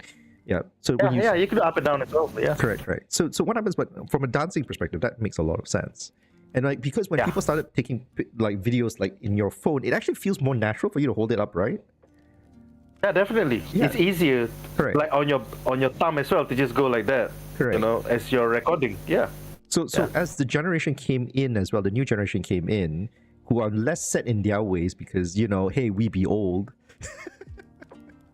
I guess TikTok was the app that like divided the generation. Right. Like even to this day, I ask my Gen X friends like, hey, are you guys on TikTok? Is it that dancing app? Like, no, it's not a dancing app anymore, guys. It's social now. It's where you get to be an influencer and you get to talk about shit. And yeah, it divided it. Like Gen Z, Gen Alpha went like, yeah, that's our jam. But like anybody before that, like millennials, Gen X, boomers, they're like, 9 by 16. I'm not doing that shit. You know, it's like it makes our generation really interesting because I think our generation is the one that's split in half. yeah, yeah. Like I'm the straddle one. I'm 40 and I'm doing TikTok, but like most 40-year-olds go like, "Fuck, I'm not doing TikTok." Or like shit like that. Or anybody older than 40, yeah. All right. So now let's bring it back to BuzzPop for a while. We went on a very beautiful tangent, by the way. I think that's yeah, man. I think like so because okay, so to be fair, the tangent is perfectly justified. It highlights how sort of difficult it is to do what you do and still be always there, like looking out for the best platforms for yourself. Since we were just talking about TikTok, I do want to ask on this one a little bit. Like, were you quick to pick up TikTok? Were you waiting to see when would it be relevant? What was the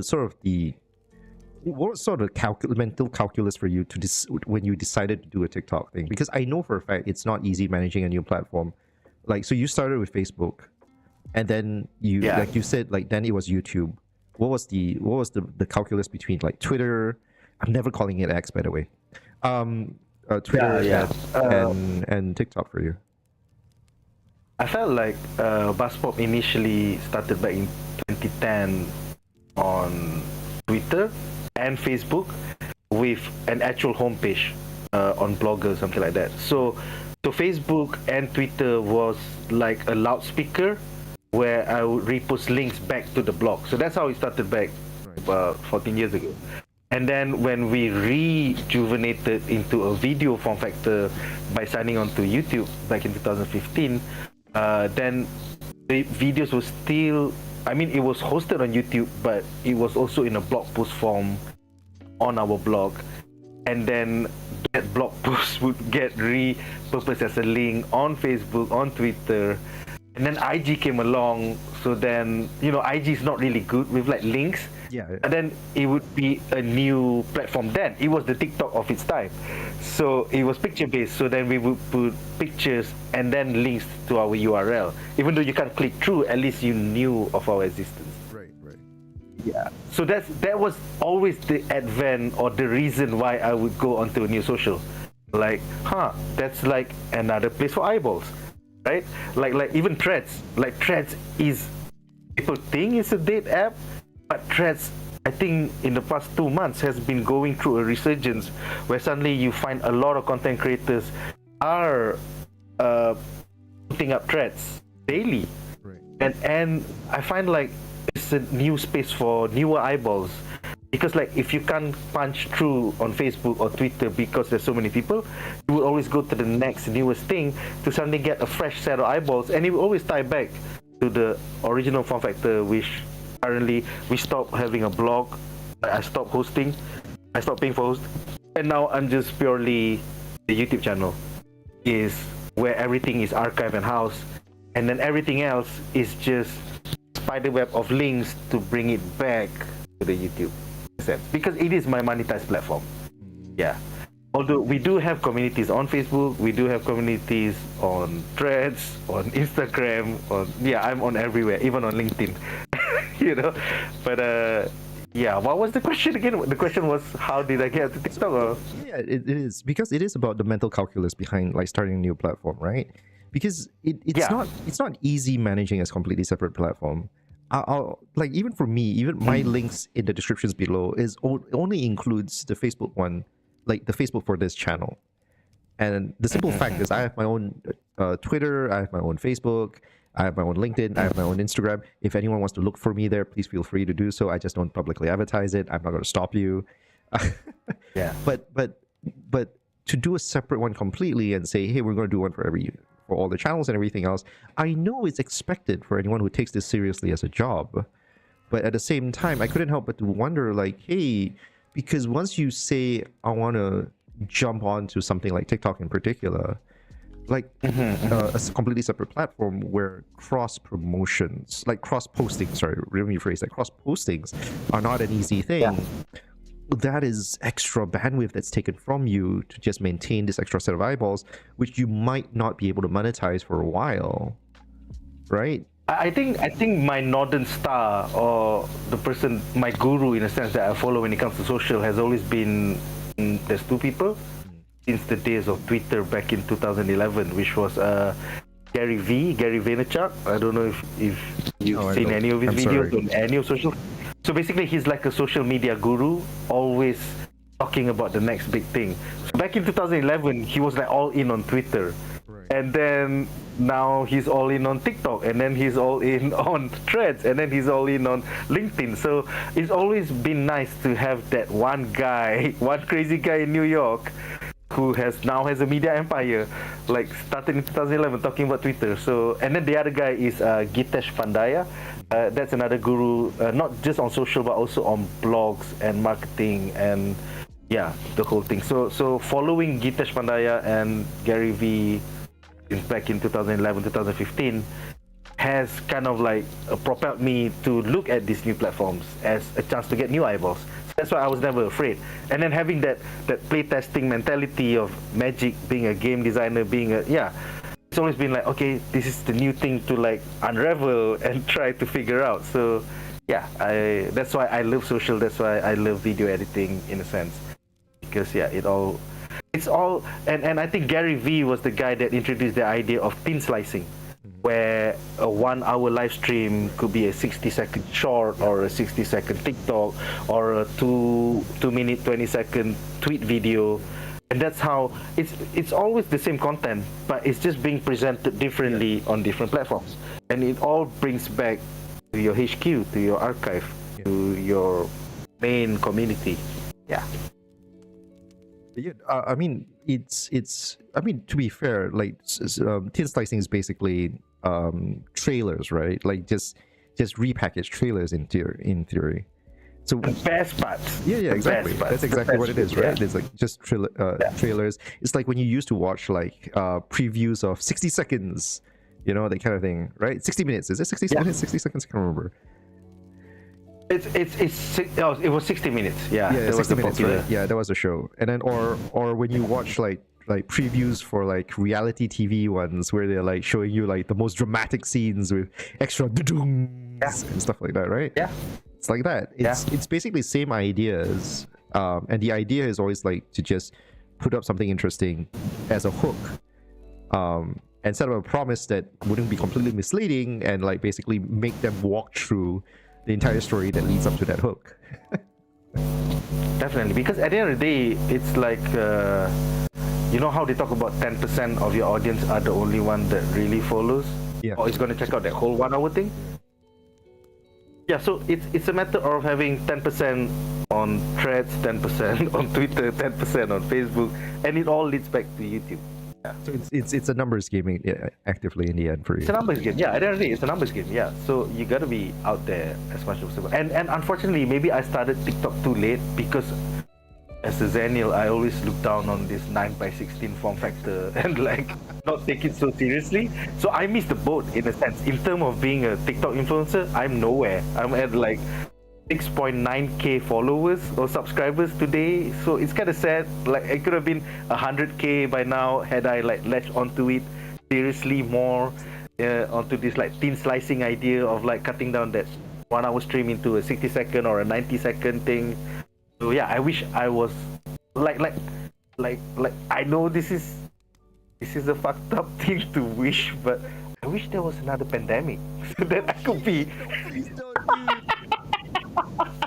So I could create content all fucking day long, and everybody was a captive audience. That's how fucked up I'm thinking about it. I'm just going to put this out there, Nick. I promise you, I will not cut that out of context. Yeah, thanks, man. But I felt like that was the golden age of content. Effectively, as a channel, we started live streaming during the pandemic because we had fucking nothing to do but watch all these like digital platforms. Like, so WandaVision just came out this week. Do you guys want to talk about it? So that's how it became a thing of like, and that's how I started live streaming 3 to 5 times a week. Right. Because we had nothing to do and we were stuck in our homes. So, we were going crazy out of our minds. it's fascinating what a massive globally like influential killer sickness can do to reality, right? Because the fact is, not only that, I think streaming became a much larger thing thanks to the pandemic. I think too many people were just cooped up, NBTD, and too much money in it, and nothing else to do because, you know, hey, you're not going to go on rides or anything else anyway, right? Like I started streaming because of the pandemic too. Even something like Zoom became a household thing during the pandemic. So the idea of like signing on through a link and then talking through our laptops, it was because of the pandemic. I feel really bad for Skype, by the way. I feel really bad for sorry, Skype. man. I mean, you were around 20 years before that and you didn't cash in on this shit. I'm sorry, bro. You know, it's like... But yeah. So that was that thing. VTubers became a huge thing during that time as well. Right? So as a massive part, like the pandemic was just wild. It just completely changed society, and I think we're still... I don't know where we're coming back from it, but I think we're definitely influenced by it significantly. Imagine, like, before this, I was trying to create content by shooting mobile phone videography, shooting on a mobile phone. And that was something novel back in 2018 because I would literally go watch the press screening, say it's like 10:30 a.m. at TGV, One Utama, and then we would finish by 11:30. And then the other journalists, well, they were real journalists, you know. I didn't need to do air quotes. But the other journalists would like go back to Malay Mail or their offices or have lunch first and then go back. But I would be there with my mobile phone shooting a review, and they go like, "Who the hell's this fucker?" It was like, how did he get invited to our party? So it's crazy to go from mobile phone videography and then back in 2010 because the premieres are happening online on the cloud instead. So then I was shooting via Zoom. I was using a Zoom meeting, but it's just me, and then I'm reviewing the movie. So it's crazy because to go from this to like a cloud photography or videography. And then I think that was around the time that I found StreamYard.com, which is a browser-based live stream client. And that just changed my content creation because I could do it every day now. Like before this, it was such a bitch of like, okay, I have to set this up, I have to like stand in front, I have to have a script. And then now it's just I press record, and then it's like a cloud of consciousness, you know, it's a stream of consciousness, and then I can edit that out, and then it could become that 10-minute video or that 40-minute video or that 1-hour live stream. It just changed the way I created content. Live streaming is beautiful. Awesome.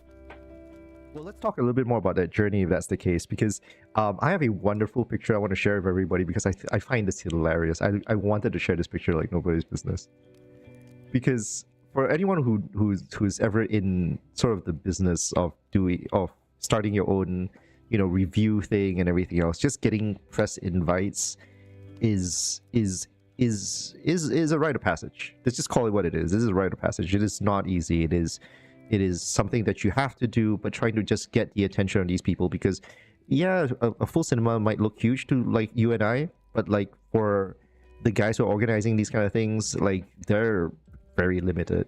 You can only afford a few tickets at the end of the day, right? So let's talk about like how do you get yourself in there? How do you start getting the attention of these guys, and like how did it go for you sort of trying to collect the attention of everyone, which is exactly what this... By the way, I didn't make this image. Nik posted this himself. This was posted in 2020, January 1st of 2020. I shared this because as I said, like as I was preparing for this stream, I scanned through Nik's like posted images on BuzzPop, and this was almost the image on the preview visual. By the way, this is almost the image I was going to use. Nice one. Because I couldn't find an image of Nik that I was happy enough with. Right? I was like scanning, going like, holy crap! It's like, oh god, this is like page 40 right now. This time, like, isn't there anything like there's so many of Nik's images, but like none of them are clean or nice enough that I was like, oh yeah, I'm totally using this. I am a dick about these things. So yeah, then this came up along, and I was like, you know what? Maybe I might just do this. I think when I restarted back in 2015 in the video form factor, it was more like a hobby. It was more like, because it was DSLR time. I couldn't get it every single day, so it would be like maybe maybe it would be one time a week where the DSLR friend was free that night, and we would shoot like 3 videos in a row until 2 in the morning. But from those days, and then it evolved into maybe I want to create not just 1 video a week. Maybe I want to create 2 videos a week. So as I got more serious about it, I think right around 2018 was when I started reviewing 1 to 3 movies a week, either in written form or in video form. And eventually, that was just enough to have a website, to have a YouTube channel, and a Facebook group and a Facebook page interconnected. And then I just did the usual 10x thing, which is us. So basically, you emailed all of them. Enough people, not enough people in the world just ask for it. Like, hello, I'm a media. I have this website, this YouTube channel, this Facebook page and Facebook group, X number of followers, and we'd like to review more of your shit as a media. It's as simple as that. You just gotta ask. I think I was lucky because back in 2018 there wasn't enough people doing this, so that it was a novelty and it looked real. It's like. So okay. It was just a matter of accumulating it. I think the first one was TGV, and then TGV gave us the marketing people for each studio, and then that's how I went to each studio one by one, and it's just a matter of FaceTime with the PR people over time, and then you would say, hey, do you know somebody in 20th Century Fox? And they're like, oh yeah, I know that co-worker, or I used to work under 20th Century Fox, and then I think by 2020 I had accumulated everything like Thanos, and it was like, it was like. so hence that picture on January 1st to like celebrate, like, hey, So it was literally like after setting up your base and standing up and going, I'll do it myself. Yes, because like the DSLR guy in the end said like, fuck you, I don't have time. So I'm like, okay, let's figure this shit out. How do you do mobile phone videography? Like or like watch so many YouTube videos and then just constantly failing, just playtesting, failing, every single day. And that's been the last 9 years? Has it been? Yeah, since 2015 to this day. 9 years, man. Wow. Fascinating. Okay, so through this time, like 9 years, it's 2 words between you and I. But that's a significant amount of time dedicated to your channel, or channels. That's actually more correct to say, I suppose. But everything's on YouTube, so it's still one channel, by the way. So everything else is just like offshoots or like spin-offs. Right. Yeah. Exactly. It's like your preference on where you get your news from, right? So just come back to YouTube in the end. Right. I think the way my brain works is like this. We would produce 5 social posts a day across all platforms. So those 5 social posts or 5 news becomes our source of videos next Monday, where we talk about the top 3 news. Right. So imagine from Monday to Friday, I talk about 15 new things, and then I look at the engagement, like what's 3 out of the 15 that got the most engagement, the most comments, the most shares. So those 3 becomes our top 3 Hollywood news every Monday. Right. And then over the course of 7 days, it would be about 10 new trailers released. I would choose 3 of them to become Tuesday's 3 trailers to talk about. And then over the course of Wednesday, Thursday, Friday, Saturday, Sunday, usually there would be a new TV series.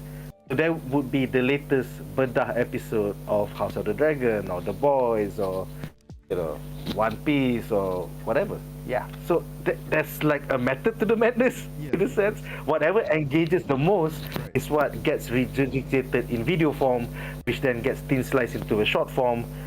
Yeah. So there's So it goes from text and pictures into videos into shorts, which ties back to the live stream. Yeah. Everything's a cycle. Beautiful. Okay, but on that note, though, I do want to ask then, quick one, at least with your works with the studio. Oh, this one's going to put you in the spot. But like, which one was the hardest to get? Which was the hardest to collect? I think it might have. It might have been Disney, because Disney owns nearly everything by this time. Disney owns MCU or Marvel Studios. Disney owns Pixar. Disney owns Disney. Disney owns 20th Century Fox. So there was a big umbrella of movies, or a big chunk that I was missing out on. So if I didn't get Disney, there would have been so many movies throughout the 52 weeks in a year that I wouldn't get access to as media. So yeah, I think it would have been Disney. Yeah. So just to recap real quick, before, like, so in the start, when you first started the channel and all that, and YouTube and all that, like, without YouTube being monetized as it was, without advertising revenue from your website, I assume that, you know, there might not be much. You did everything out of pocket for a while, basically, and then build sort of a catalog of content before you started knocking on doors and basically say, hey, I kind of do this. Did you kind of want this kind of thing?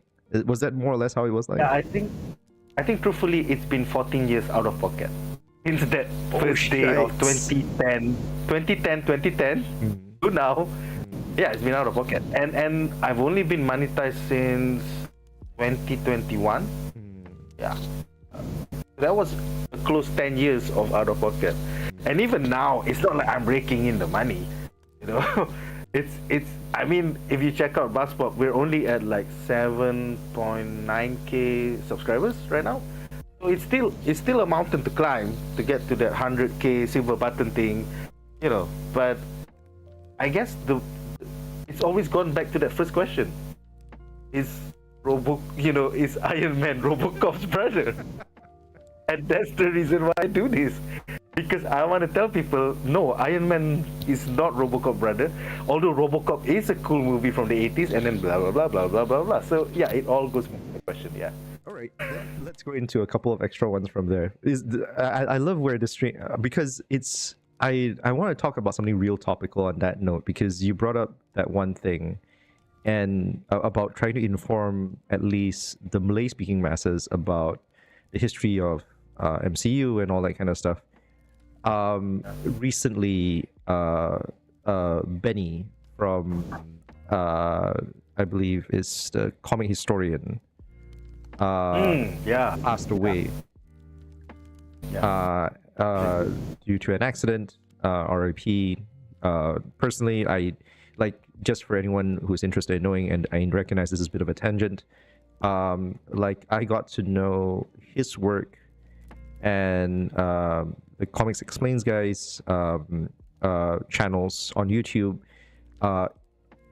Interestingly enough, shortly after the MCU started, because when they introduced the Infinity Saga, like they were introducing Thanos and all that stuff, I was like, oh, I've heard of this, but I kind of want to know the rest of it, what's going on, and I kind of want to check out the comics because I read the wiki for it. It seemed interesting enough, but like the wiki is really, really long, blah, blah, blah, and all that kind of stuff. So I wanted to find a way to engage in a way that was kind of cool, you know? And the thing was that you can't find media for it, because finding comics online on you know, the Infinity Saga back in the day is not easy to find. The online comics just wasn't a thing yet. And the animated series for it didn't exist, and anything that we would know as an Infinity Saga right now hasn't been created yet at the time. So then you had people like Benny who came up and said, yeah, I'm recreating everything, stepping on some very interesting gray lines to bring the content to people like us who couldn't afford or wasn't around to you know, get access to all these comics and stuff. Yeah, so from there, the question, of course, then comes over into just asking, like, have you ever considered doing stuff like that for the Malay speaking audience specifically, like to do sort of dramatic retellings, or very specifically, because you do a lot of coverage based on the media that comes out, right? but to specifically go, hey, these are comic arcs that you should probably know about, and specifically doing it in BM. Have you ever considered that? Is that something that you think would be interesting and stuff like that? I feel like a part of me have always wanted to do that, like in BM, Bahasa Malaysia form. But at the end of the day, people like Comics Explain and Comic Historian already exist. Yeah. Right? Like I could be BM Bahasa Malaysia version of Comic Historian. But then we would just be recreating what has already been done by Benny and so many people way better than us. Right. So I felt like my angle as BuzzPop was always to look forward, to look at the next big thing. So my Northern Star, in terms of what BuzzPop should be, it's more like people like John Campea. I think he has a daily show where he covers the latest things in Hollywood. So I'm more interested in that wheelhouse. Right. You know, like so just talking about the latest happenings and stuff. Yeah, like right now they're shooting in Cincinnati, Ohio for Superman. Superman's a movie that's coming out next summer. But it's in production now. It's in its last 20 days of production maybe. And I think by this weekend we might actually get actual footage of Dave Corenswet in his suit. Like beyond that stupid ass footage that James Gunn gave us. It wasn't even footage, it was a picture of like Superman putting on his boots. It's like the most lame ass picture you could have given as an official first photo. Like we would get him in action this weekend or like maybe next week. So I'm interested in covering that instead for the Malaysian audience because nobody's doing it. Like I've been reading shit like this since 1999, talking about Star Wars Episode 1, The Phantom Menace, or Lord of the Rings, The Fellowship of the Rings. So that same feeling that I had as a fan like 25 years ago, I want to share to the Bahasa Malaysia speaking audience. The excitement of what to look forward to and stuff like that. Yeah, because in my mind, Superman 2025 is going to be the next Lord of the Rings, The Fellowship of the Rings. Really? Or you're that Star confident. Wars, it is the tipping point of some greatness from DC. Finally. Confident. You sound very confident. Yeah, I mean, it's the right time, the right place. They got the correct talent. James Gunn is somebody that actually cares about the source material and reinterpreting it for the mass audience. You know, look, it's relevant here. I've been pretty impressed with James Gunn's work. Like, you know, he hasn't done a dud yet. You know, all credit where credit is due. But first, Superman's not an easy character to write for. It is ultimately really, really difficult. Even the old Superman movies, if you go back to it, it tends to feel a little cheesy. Yeah. But he's doing it different. Now, for the first time in cinematic history, Superman won't be the first hero in the DC cinematic universe. He will arrive in a world full of superheroes. And now it's like the teething pains or the growing pains of a superhero within a world that already is disillusioned with superheroes. He wants to be the great big Boy Scout in a world disillusioned by superheroes. So I feel like that log line is like, wow, that's something different. That's fair. So basically, it's Superman lands in The Boys. In a sense. And trying to tell the rest of the world like, hey, it is okay to be good, to be truth, justice, and the American way, or you know, truth, justice, and they're not using the American way anymore. They're using something else. But yeah. So that's such a cool idea. Like when everybody's so disillusioned, you know, it's like the world of The Boys, and then you have this Homelander figure, but it's not something to fear, but something to look up to. So like, it's such a cool thing because where we are right now in fandom, we are so disillusioned by shit. So it's like a double meaning, it's like a double message, and I think it's just gonna blow everybody's mind. And yeah, it is cool to love shit again, not piss on things, but to just love it for the fact that it's good. You know, it's like I can't wait. But yeah, so like the last 5 minutes is basically what I love to do. Like I could be the BM comic historian or comic explain, but it was a matter of dollars and cents. Because it's a lot of money to find an editor to do all that shit. And I just don't have enough time in the day when I'm already juggling like 7 different social media platforms and trying to thin slice it and still trying to keep up that 5 social posts a day to then eventually become the top 3 things to discuss on Monday. Yeah, it was just a timing thing. No. Like, I would love to do it someday. Maybe one of these days we'll do it. I don't know. All right. On the although I think there is a gap there. Like if there was a comic explain or comic historian or local shit. Yeah. Like Kluang Man. Kluang Man had like 3 seasons, or was it 2 seasons or 4 seasons? So like if I was to watch hours of that content and then be the comics explain or Kluang Man as the movie's coming out next year, that would be a goldmine. And I'm sure some TikToker's gonna do it before me because I'm just juggling so many balls in the air. Then I'm like, you're doing what? Damn you.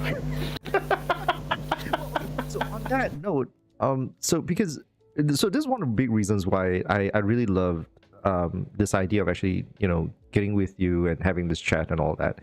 Because BuzzPop doesn't only do, you know, the big guys, the Western guys, like, you know, like Walt Disney and all that stuff. You guys cover a lot of local stuff and even the smaller local stuff too. I mentioned, and I'm sorry, I have to phrase this very carefully because I said smaller local guys. These guys aren't small. You know, they're not indie, like they're not like I'm gonna sell a couple, like a small couple dozen comics kind of thing. They're pretty big if you look in the context of like trying to sell comics yourself kind of thing. It's like multi-million-dollar box office openings.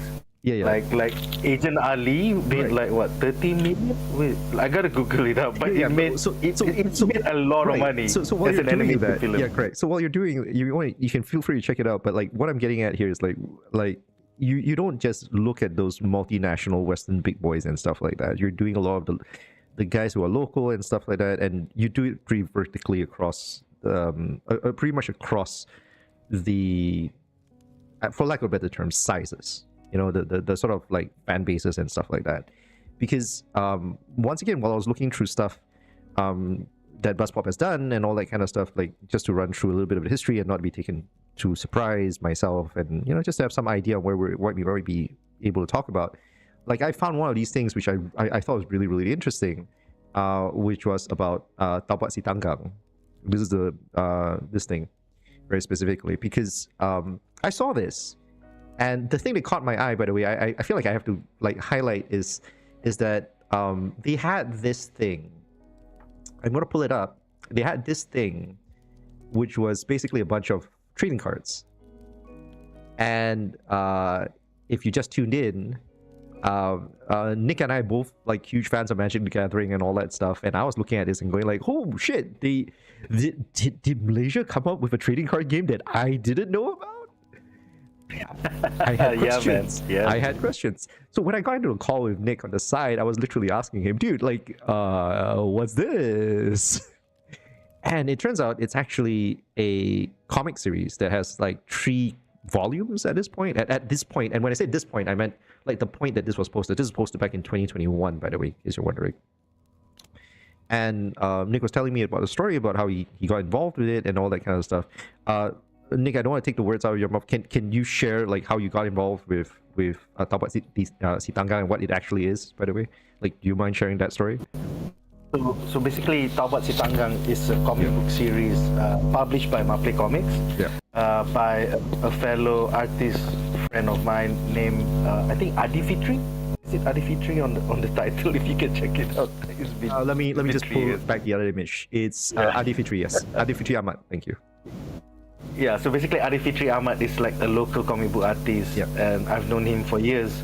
And this was one of the titles, his self-owned creator title on Malay Comics. It's based on like the classic Malaysian folklore of Si Tanggang, the guy that looked down on his ancestry. So basically he came from a poor background, but then he went to become a sailor. and then he married up into society, and then by the end of that folklore he came back to his poor parents, and then he wouldn't acknowledge them. So as a curse, the mom cursed him into stone and his whole navy and shit like that. So Adi Fitri's cooler idea was, this was a cautionary tale, but why don't we make it like an action adventure thing in a fantasy world of like 1550s Malacca.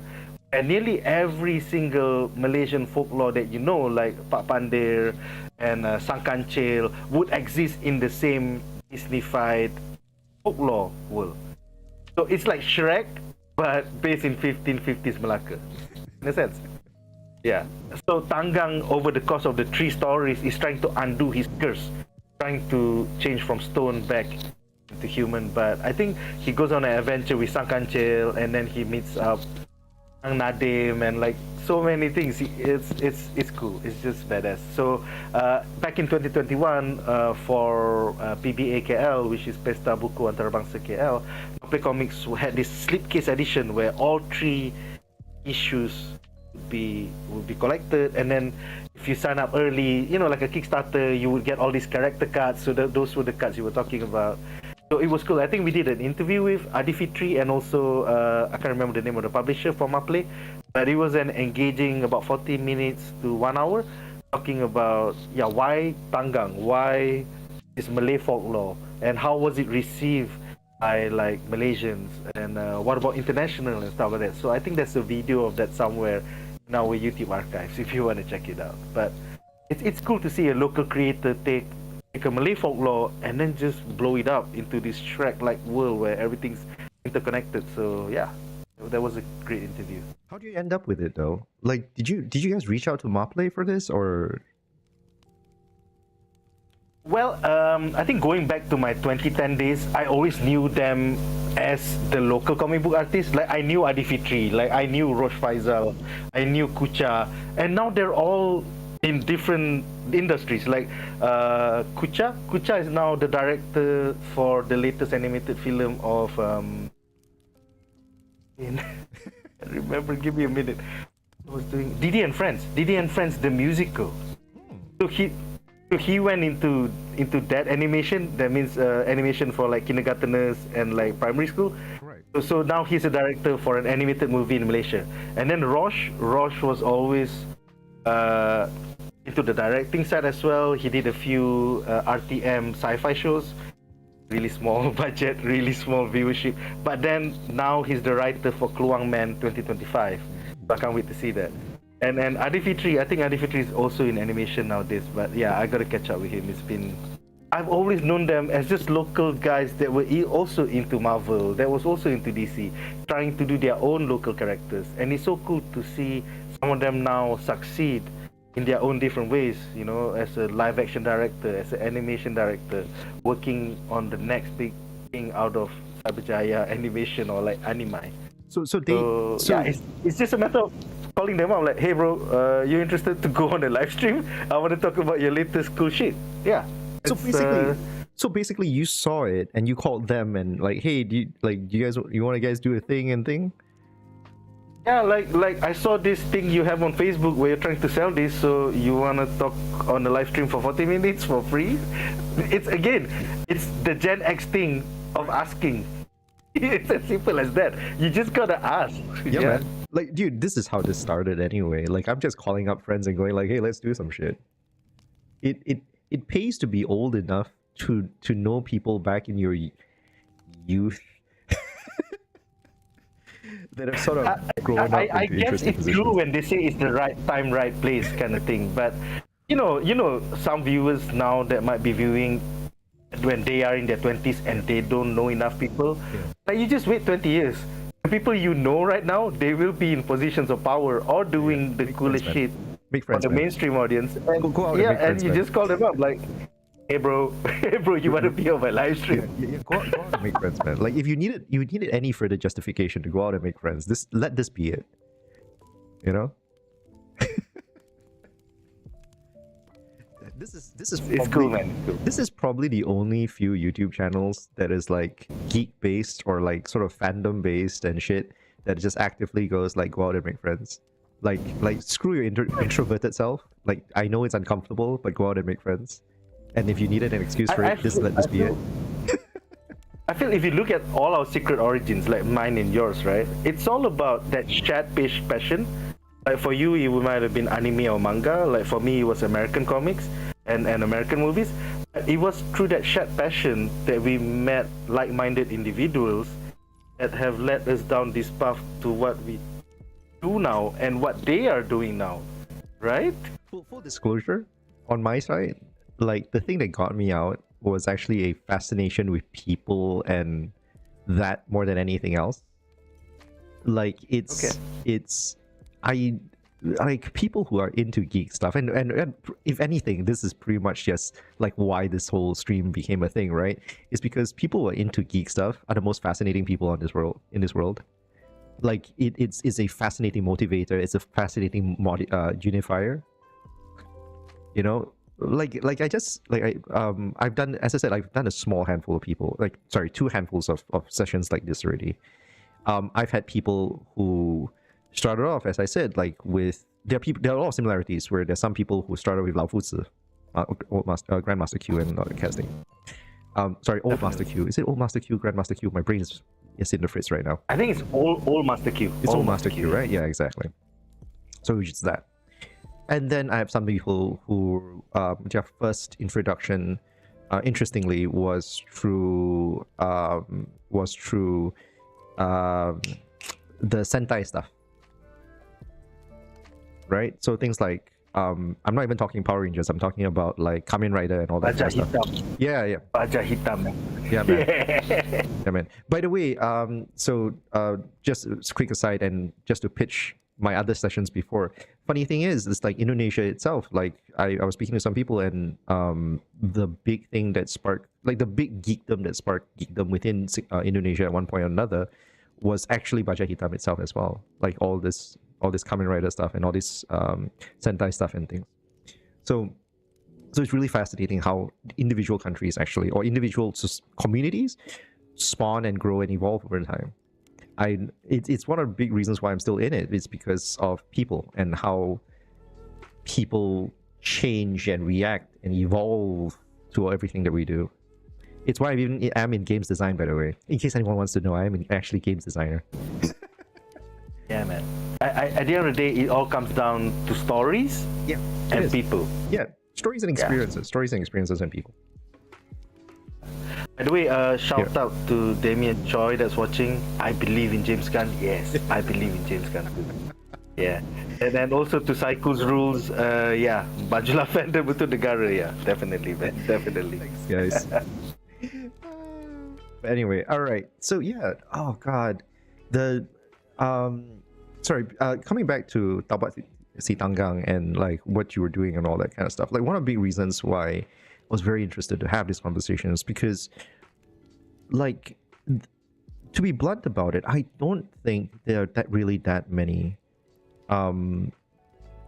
local sort of people who are in the. Once again, a lot of these are like really, lack of a better word, kind of thing. Maybe I'm just old and my vocabulary is not evolved enough.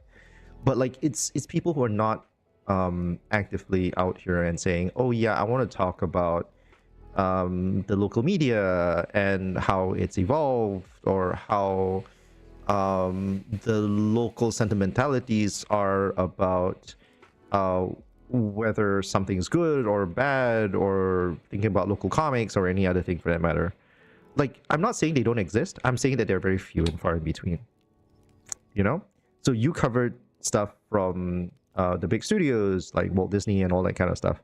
But equally, you covered stuff from Kulong Man, which is, hey, you can make an argument that it's still tangentially superheroes and stuff like that. But then you have stuff like from, I don't have the titles off the top of my head, but like the Malaysian like big action movies. I don't know why they keep giving me Fast and Furious vibes. Oh, you gotta check out Police Evil, bro. Oh yeah, that's the one. Thank you. Yeah. Yeah, so I couldn't help but to get curious about like how is it like covering those things against covering like the other stuff. Is it is it both in terms of like the experiences covering them, like the experiences consuming them and all that kind of stuff, as well as the experiences like you have with communicating them with people and all that kind of stuff? Like you know what I'm talking about, right? It's like yourself as an individual consuming the media and all that things like internally, and then also as well like the communications with other people over it. How is it different? Like when you talk to Malaysians about Malaysian content versus like Western content and all that kind of stuff. Well, the number one difference is in terms of engagement. They are way more vocal about it because it's their wheelhouse. It's shit they grew up on. So it's not imposter syndrome, but it's kind of like I've only started looking into this in the last 5 years as a consumer, because I've always poo-poo it like, this is bullshit. Like I would prefer to watch Bad Boys trilogy over Police Evil 1, 2, or 3. But then you come to realize that it's just different shades of the same thing. Like the director for Police Evil 3, Shafiq Yusof, Yusuf Aslam's younger son, also grew up on Bad Boys from Michael Bay and Bad Boys from Adi, LRB, and Bilal Fallah.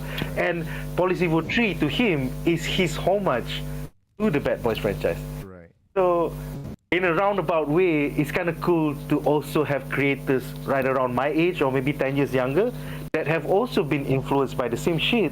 And then now they're trying to paint this new palette into the Malaysian taste buds.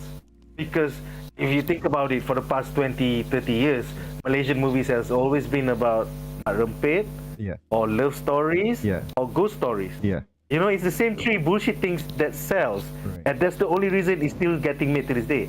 But then now you have new filmmakers like Shafiq Yusof, like Adrian Tay, like Dane Syed, you know, like, I can't remember the name of the guy that did that sci-fi thing from last year. But yeah, you have new creators, new writers, new directors that also grew up on American stuff, on European stuff, on Japanese and Korean stuff. And now they're trying to infuse it into our entertainment. So I think it's a nice time to be reviewing local stuff right now because of streaming, allowing our audiences to develop a taste bud for Korean filmmaking, Japanese filmmaking, European filmmaking, even American writing. So now, as a consumer of stories, we have all these different taste buds and we're used to it. And to see it reinterpreted in the Malaysian style is cool. Like Police Evil 3 is just about a cop in Terengganu, man. But it's like the stuff that he goes through is like, oh, that's a terrorist trying to blow up Bukit Bintang. So it's like, it's so cool. Is it Die Hard? Is it Die Hard in Malaysia? Effectively, it's Die Hard, it's Bad Boys, but in Bukit Bintang. So it's so mind-blowing. And the cops just from Terengganu. So like imagine everything that we saw in the 80s and the 90s now is just reinterpreted for the local audiences, and it's places we've been to. Terengganu, Bukit Bintang, what the fuck, man? It's like Kuala Terengganu, and then the makan, and then the local dialect. It just rings true even more. What are the odds, on that note, what are the odds of us seeing in the next 10 years, right, a Hang Tuah version of Ip Man? I think very, very likely, because you have local producers like Astro Shaw. I think Astro Shaw has an awesome marketing engine. They really know how to like eke out the money from the outlying states of Malaysia. They have, like, come on, Sheriff is entering Astro Shaw video on demand finally this week after an awesome 2 month and a half run at the cinemas. That's like what, 2.5 months at the cinemas? That's insane. 65 million in the box office. That is wow. They know how to market shit, man. Okay, so for those who are like, because for people like me, especially people like me who are not familiar, we're talking about 65 million in terms of ringgit. Yeah, ringgit Malaysia, yeah. Right, and which is to be fair, like really, really high, because the local... highest bar right now, the highest bar in Malaysian box office is 96 million by Pendeka. It's not Pendeka Awang. It's the one before that. Mat Kilau. The jingoistic Malay takkan kalah. Right. You know, Yeah, so that's the you bar wanted that the we all Hang want. Tuah shit. Yeah, you got it. It was called Mat Kilau. Oh, shites. It was for the far right Malays to like, yeah, we will never. This is our land, and we will never fail. It made 96 million ringgit Malaysia, bro. I wanted something more traditional. I was thinking something more traditional, bro. Like I wanted Keris fighting in the jungle shit. Yeah, that's Mat Kilau, and that's the sequel that just came out this year, Pendeka Awang. Dang. Yeah, man. It's ready here and now. Should I watch it? Should I watch it? Should I be? Would I even have it's on Netflix. It's just jingoistic, bro. It's just far right. It's just Malay for Malays kind of rallying call thingy. So I do not agree with its message, but it made 96 million ringgit in Malaysia. So yeah. To be fair, Yip Man is actually kind of pro-Chinese too. It's very jingoistic, man. Yeah, like he was beating up the judo master in number 1. Like every one of Yip Man's movies, if you really think about it, was very pro-Chinese in his own way. But they did a lot of good work at trying to like make their opponents assholes. Like every one of them were like insulting him in some way or insulting Chinese in some way. So it's like when your opponents are racist, you don't really care. It's a vibe. It's a vibe. I mean, like even American movies back in the day, like American Ninja, or even Indiana Jones, like, you know, white always right. You know, it's like, you know, that meme where like Indiana Jones will say like, yes, they will go perfectly in a museum, and then your girlfriend will like, yeah, but in the museum of this country, right? Right? And then he would like, it's a museum. You know, it's like. So right now, Malaysian cinema is going through that jingoistic era, which Hollywood movies did back in the day, in the 80s and the 70s. It's just a matter of time before it evolves to something greater.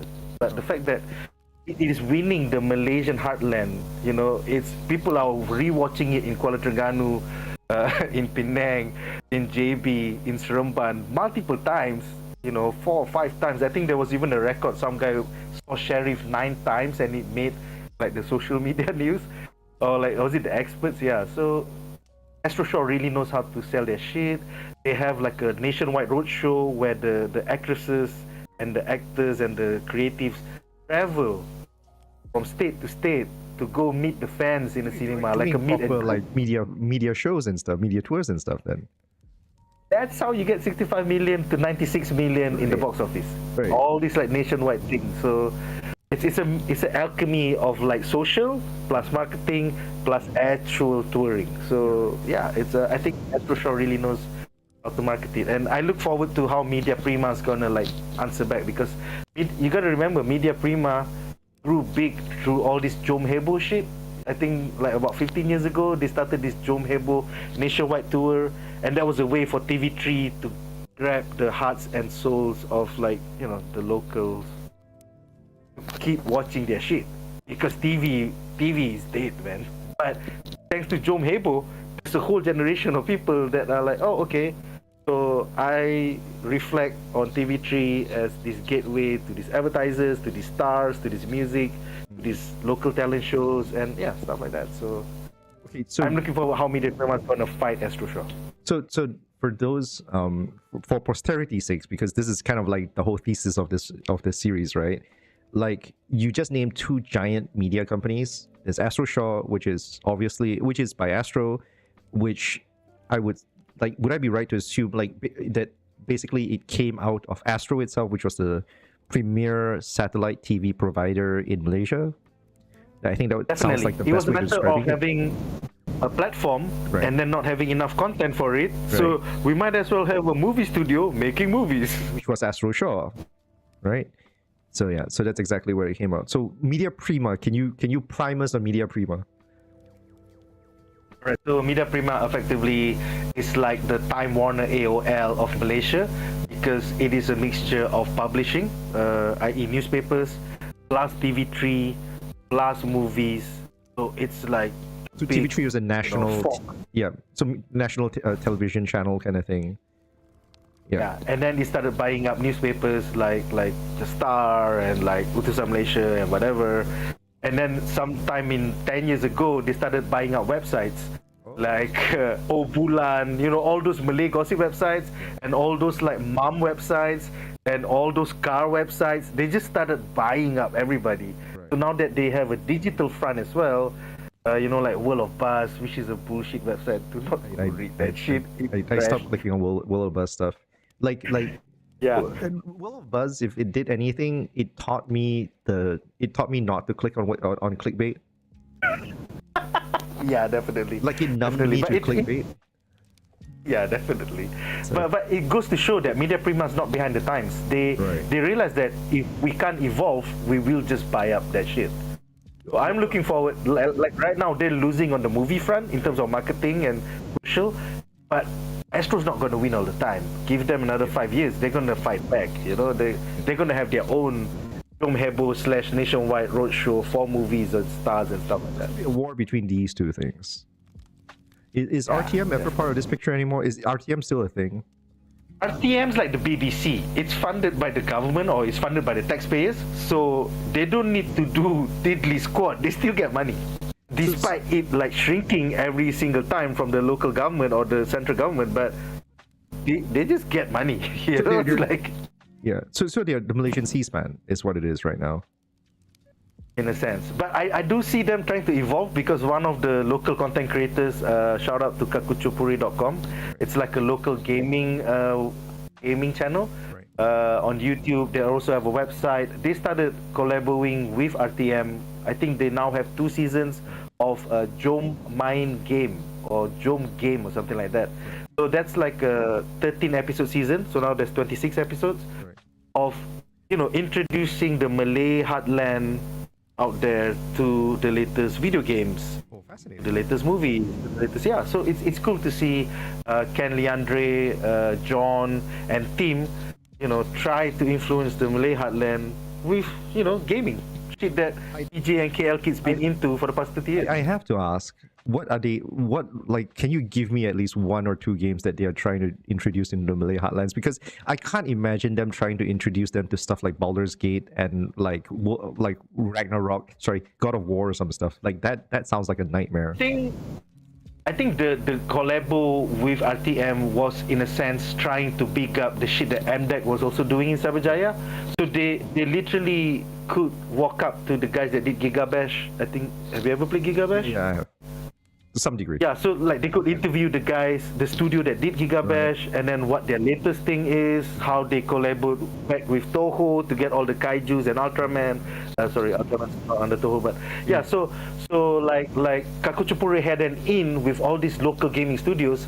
So it was just a matter of them also calling up friends, like, hey, you wanna work on us on this RTM thing? So it could open you up to new eyeballs. So yeah, it was like a win-win-win for everybody involved. So they went into like what, Terengganu, Kedah, Perak, all these places and started introducing them to Gigabash. I guess so. Yeah, because you could watch it on RTM1 every Saturday morning or something like that. Yeah. Is it available online? Yeah, you can watch episodes of Jom Main Game on kakuchopuri.com's YouTube channel. I think awesome. If it's not all 26 episodes, maybe at least the first 13 episodes of season 1 would already be up on YouTube. I'll try to look up for a link. Also on RTM's digital thing, if RTM has a digital thing, I don't know. But yeah, do check out kakuchopuri.com. Yeah, I'll check out for the YouTube one. I'll add it to the comments. Into the video. The description of this video if I can. But definitely. The whole thing is just fascinating itself. Yeah.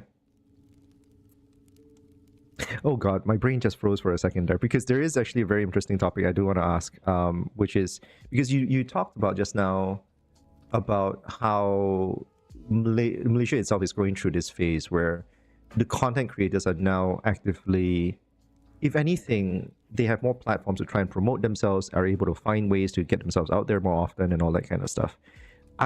And you talked about like how the content has sort of evolved from doing ghost stories and love stories and rumpet stories, and a large part I think it has to do with like those are the kind of movies that are just generally safe, because if you do anything that's overly provocative, you have to deal with FINAS and all that kind of stuff. But with the content evolving as it is, I can't help but wonder if what you think about like the way media sort of when I say media, I'm talking about stuff like the content that we've been consuming, right? Has sort of evolved in more recent years, like the advent of like things like DEI or representation, the conversations around that, and how it's generally influenced media and how media has been produced and all that kind of stuff. We've had some conversations over in the back end, but I do really want to know, like, especially for someone like you who's covering stuff. And speaking for myself, I feel like a lot of the things that people have been trying to do, especially in more recent shows and stuff, like in order to try out new things because they would be new, they've given chances to a lot of people who don't know how to pull it off well. So I feel like a lot of times, like, I'm not saying that you shouldn't give chances to new people and all that kind of stuff with new stories to tell and all that stuff, right? Because that's exactly what's happening in Malaysia. And hey, some good stuff can come out of it. But more often than not, when these people are given the opportunity, like the focus isn't on the stories and all that kind of stuff, and the content that comes out is just at best. For someone like you, especially who's covering so much of these things, like, has it been difficult? Has it been difficult for you to talk about the content that you consume, the content that you cover? Has it been difficult to try and maintain some civility in this media landscape and stuff for you? Like, is because there's obviously a part of you that's a fan and there's a part of you that's talking about it, right? There's two sides of this.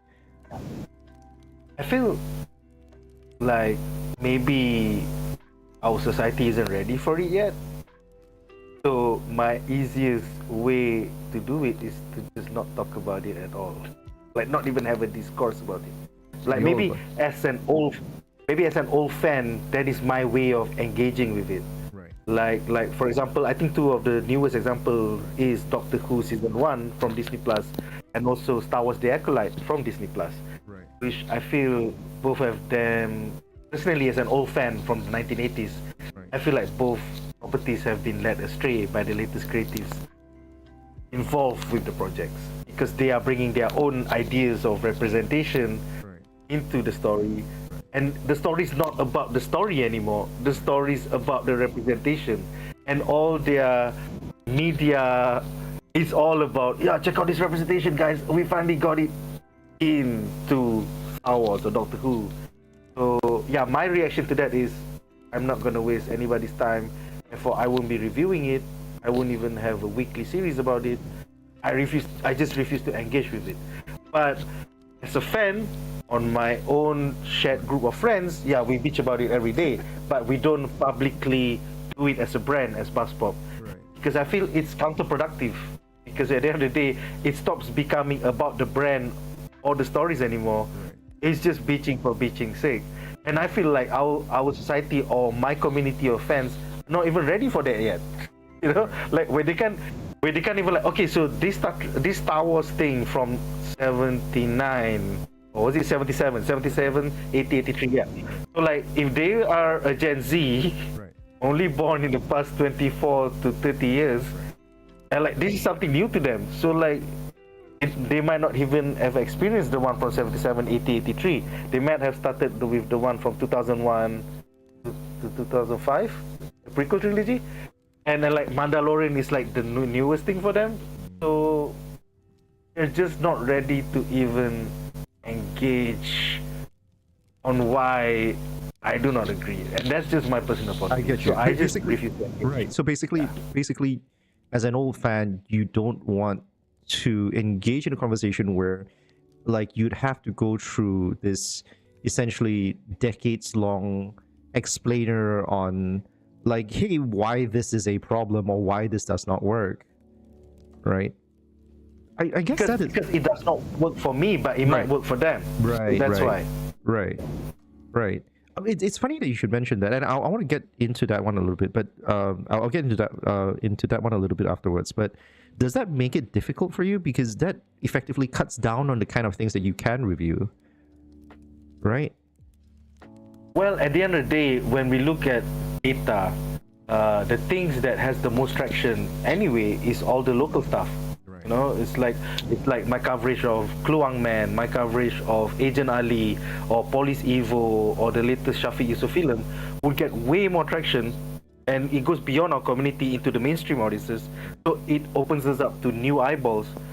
So why would I want to do a 2-hour discourse on Star Wars The Acolyte Episode 4 when it would only get 200 eyeballs, 250, not even 1,000? Right. While if I talk about the latest Kluang Man shit, it would get 3,000 views. And then the shorts would get 3,000 views.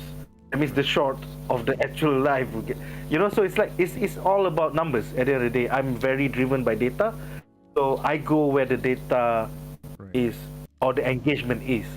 So yeah, it's been a free fall for Disney Plus shows in terms of MCU, Star Wars, even Amazon Prime when we covered The Wheel of Time, and we covered Lord of the Rings of Power. Oh God. Yeah, because of all this representation, like local viewers just refuse to engage. Them, it's just bullshit. You know, it's not their worldview. It's not their worldview. You know, they don't care about that representation because it's not them. So I go where the data is. Right. As a content creator. I think it's really scary in many ways. I mean, this is going to sound not fantastic to you. I do apologize beforehand. But like, you're not the biggest fish in the sea when it comes to like platforms and content creators and stuff. Like you said it yourself, like there are TikTokers out there and stuff like that like, you know, rake in views much larger. But like for people like you, if it's people like you who already actively say, hey, I don't think, you know, like I don't think I can cover this in any meaningful way, that means effectively these shows don't even get like any secondary traction. Because whether we like, I mean, one effective thing about reviewers and the sort of a role of reviewers do is to actually expand on the awareness of a brand and all that kind of stuff. Like even if platforms like you are not, if creators like you are not willing to even talk about it, what effectively says that, like, yeah, it's completely up to these platforms which are like Amazon and Netflix and Disney Plus and whatever else there is. It effectively just limits, like basically says it's really you or and nothing at all, right? And that's scary. At the end of the day, like okay, even if we go back to English speaking content, like I get more views on dumb shit like Bad Boys and Fast and Furious than I do on cerebral shit or genre shit. Like not even cerebral, like Star Wars, Star Trek, Doctor Who, MCU gets less views than something that is just dumb like Fast and Furious. Like I would get so much more engagement covering Fast 11, the last film that's gonna come in like 2 years time. Yeah, I would get way more chatter on that shit than had I said like, okay, the latest casting on the latest prequel of Game of Thrones, A Night of the Seven Kingdoms. Like that would get like 5 likes.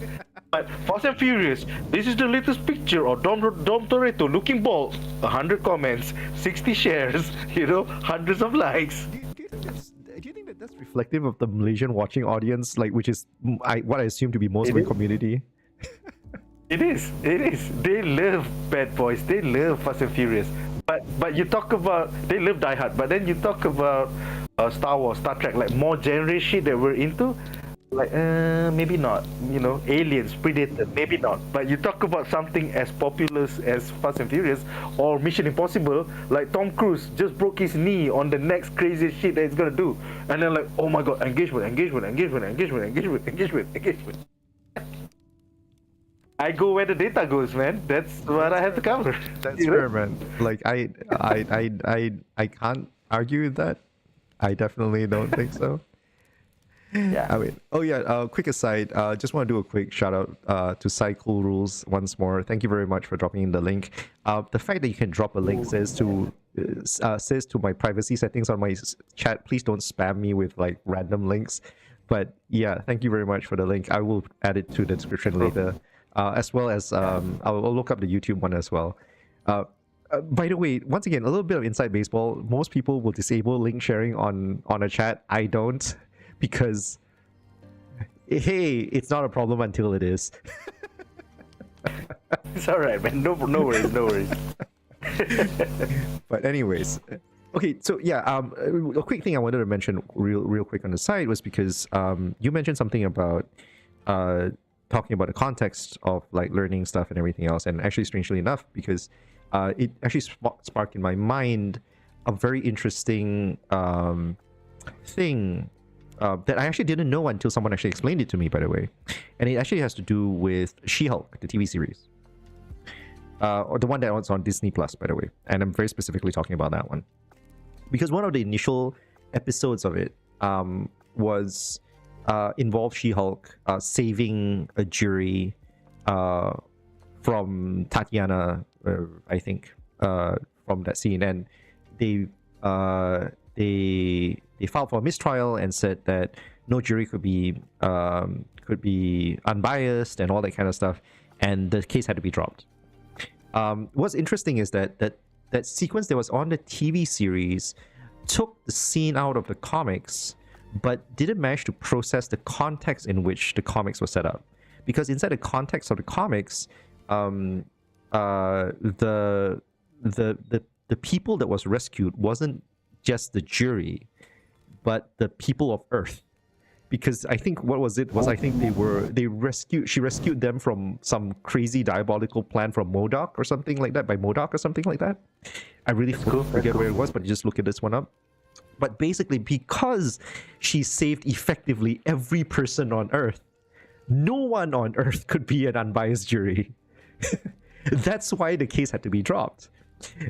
In the TV series, because she only saved that specific group of people within the courthouse, then like you could just move the court to some, like you can always re-pick your jury, like do with a fresh branch of jury or people who were not affected with the incidents, and then you could retrial the case. Now, I recognize that for some people this might be a little too highbrow and stuff like that, but for a lot of geeks, this is something that matters. You know, like, hey, you question, and you know, and one of the high thrills of being a geek is when it makes sense. You know, you get this tingling sense of like, oh my god, they thought through it. You know, that kind of feeling, that kind of satisfaction behind it. And when they don't think through it, you are left with this very weird sense of dissatisfaction, this like grumbly frustration that is like, oh my god, why is it like this? You know, right? Yeah, man. Yeah. So it has a little bit of that, and I think that's kind of bringing back to the point about the evolving media landscape and stuff like that. I think that's where it is. It's a lot of people who write stories, but what happens is that they look at stories in a way that's not necessarily matured enough.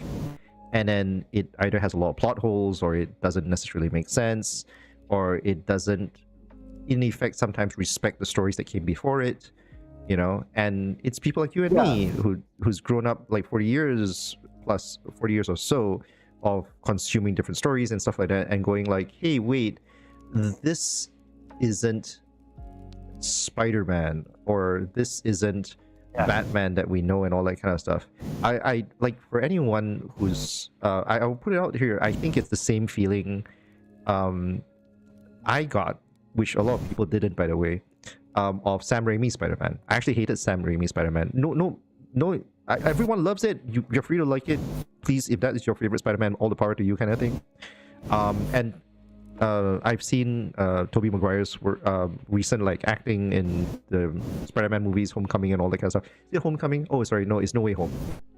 And all that stuff. Yeah, which is fantastic. Like, no, he's a fine actor, right? This is not a commentary on him as an actor. But the fact is, as a fan of Spider-Man, I was not okay with organic webs. It's funny because I hate the Andrew Garfield version. I just feel he's too much of a pretty boy. And like, he's like such a cool nerd that he's not a nerd. You know, although the Gwen Stacy that he had was the perfect Gwen Stacy. But yeah, I have more of an affinity for Raimi's Tobey Maguire's Spidey, I guess because it was just the right time for me as like. But I hated it. I couldn't. I couldn't. Yeah, maybe also because like the casting was like, they're too old to be teenagers. Like, it wasn't really like teen casting. You know, I could imagine like if it was made now, it would have like real teenagers being teenagers. You know, But yeah, it was a product of its time. Yeah. Even for its time, like myself, it's just not me. Like it wasn't my thing. But like so going back to your point just now, I feel like creators these days are more infatuated with, you know, their agendas or their activism or their representation than telling the actual story or retelling the story in a different way. So it's sad to see that all these properties that's been around, like Doctor Who's been around for 60 years, Star Wars been around since the 70s. They're now being co-opted by activists to become a platform for them about their activism. When all I want to see is about Jedi's and Sith going at it with lightsabers, you know? I mean, once again, I'd argue with that one a little bit. I do think it's about maturity of storytelling. Because to be fair, like, I mean, one of the big comics that we were talking about, like at the beginning of this stream, and one of the big initiators for even your fandom, right, was X-Men. And whether we like it or not, X-Men is a story about mutants, which essentially means like anyone who's not normal, right? So activism is, and representation is very much of like in the blood of comics, right? Correct. And X-Men 97 that just concluded last month, got all the love from fandom because it was done right. Correct. You know, you compare it to Doctor Who and you compare it to Star Wars: The Acolyte. Why was something that just came out last month got so much love over the course of its run? And like we were like, why did they fire Bimji Mayo just because he had an OnlyFans account?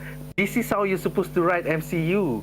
Like every episode was like 5 storylines interlinked. I would but argue... we did not shit on the fact that it was cut up and pasted. You know, it was. This is so beautiful. It was way too fast for me. I'm just gonna put it out there. I loved it. I still loved it. I have my own commentary, which I've never talked about too much, and this is not the time and place for it. But I agree that it was a breath of fresh air for a long-time fan, and especially if you're a long-time fan, I'm quite sure like you could catch all the seeds that they were planting.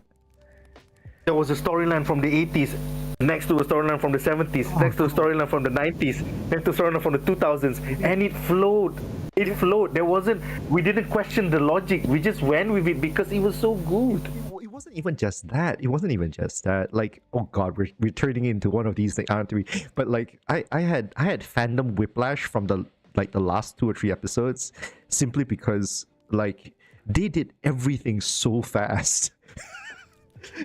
It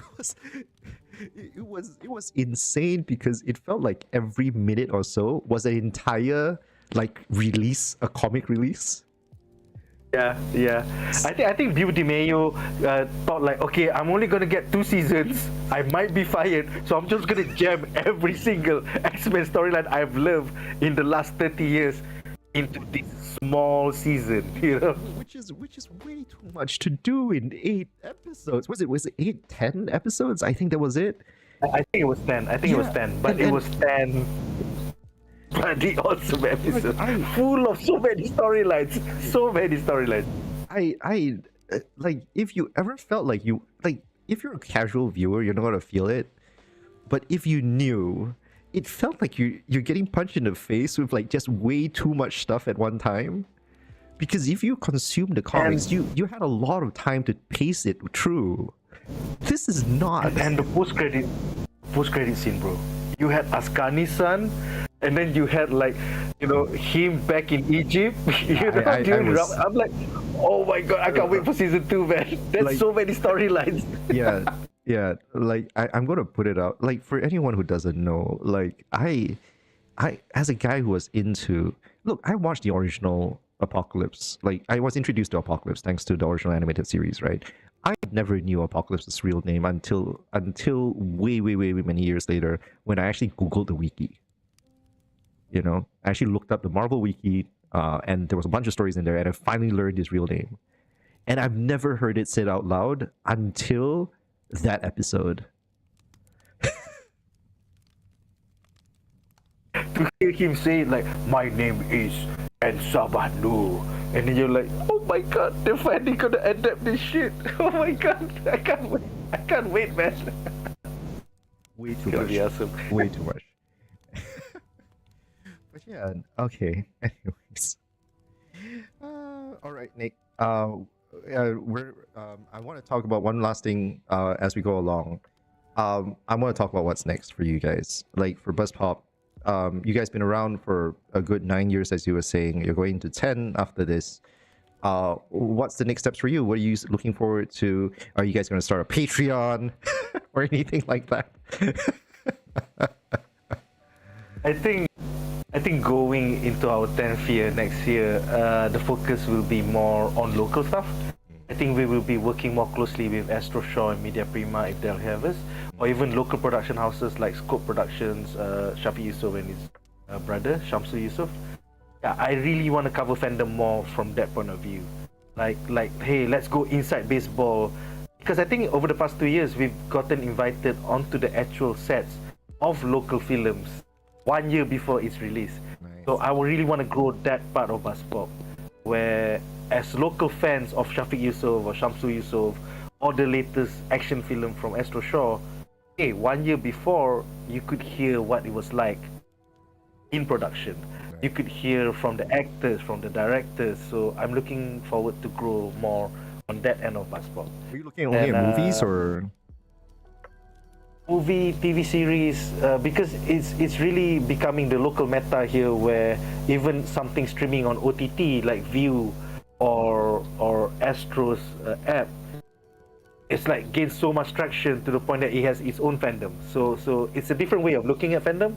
I started this coming in from the American comic books point of view, but now there are productions happening where, hey, it's Kluang Man, a local animation show from 1999, or hey, it's Bobo Boy, a cartoon series that started in 2014, 2013. So yeah, I'm hoping to grow more on the local fandom and tapping into that, because that seems to be the one that gets the most engagement, while at the same time trying to expose them to the next big thing from DCU and MCU. So like this year was a weird year because of the pandemic, into the writer's strike, into the actor strike. That was like 3 years of not much coming. So like the end game literally was the end game. Like post end game, there was the pandemic, there was the actor strike, there was the writer's strike. So everything's starting back up again in 2025.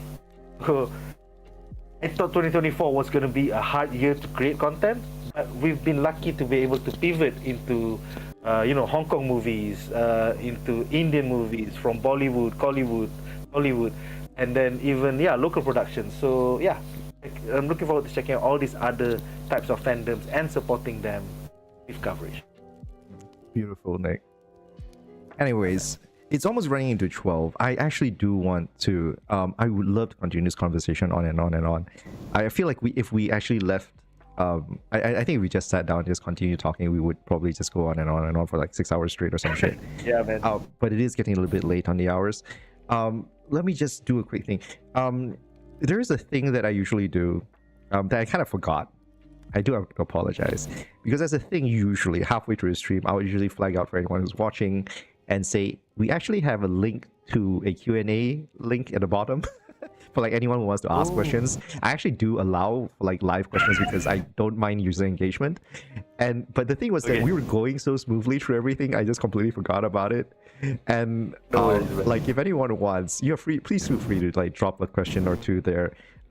If not, feel free to drop it in the comments. I usually don't want to look at comments while we're talking, in part because I like the flow of the story just continuing as it is. Like I don't want to interrupt anything with this is gonna sound weird, but like user engagement. You very reasonably ask, like, Jared, if you're doing that, then why are you doing a live? My answer to you would be like we'll do that after, that kind of thing. And I like one of the big things about lives is that I always feel like because the fact is we had at the 30-minute mark of this stream, by the way, a scene where I literally went, Nick, please stop. I think I might have forgot to press the live stream button. Like go live button. Like that is raw, right? And the fact is, we're speaking here, sharing our stories. I don't want a situation where you feel that this is overly rehearsed. You know? Yeah. I mean, it's two friends having conversation, man. Exactly. And the whole heart of this is really about like lived experiences and all that kind of stuff. I don't want you to think that we're making this shit up, right? Yeah, like yeah.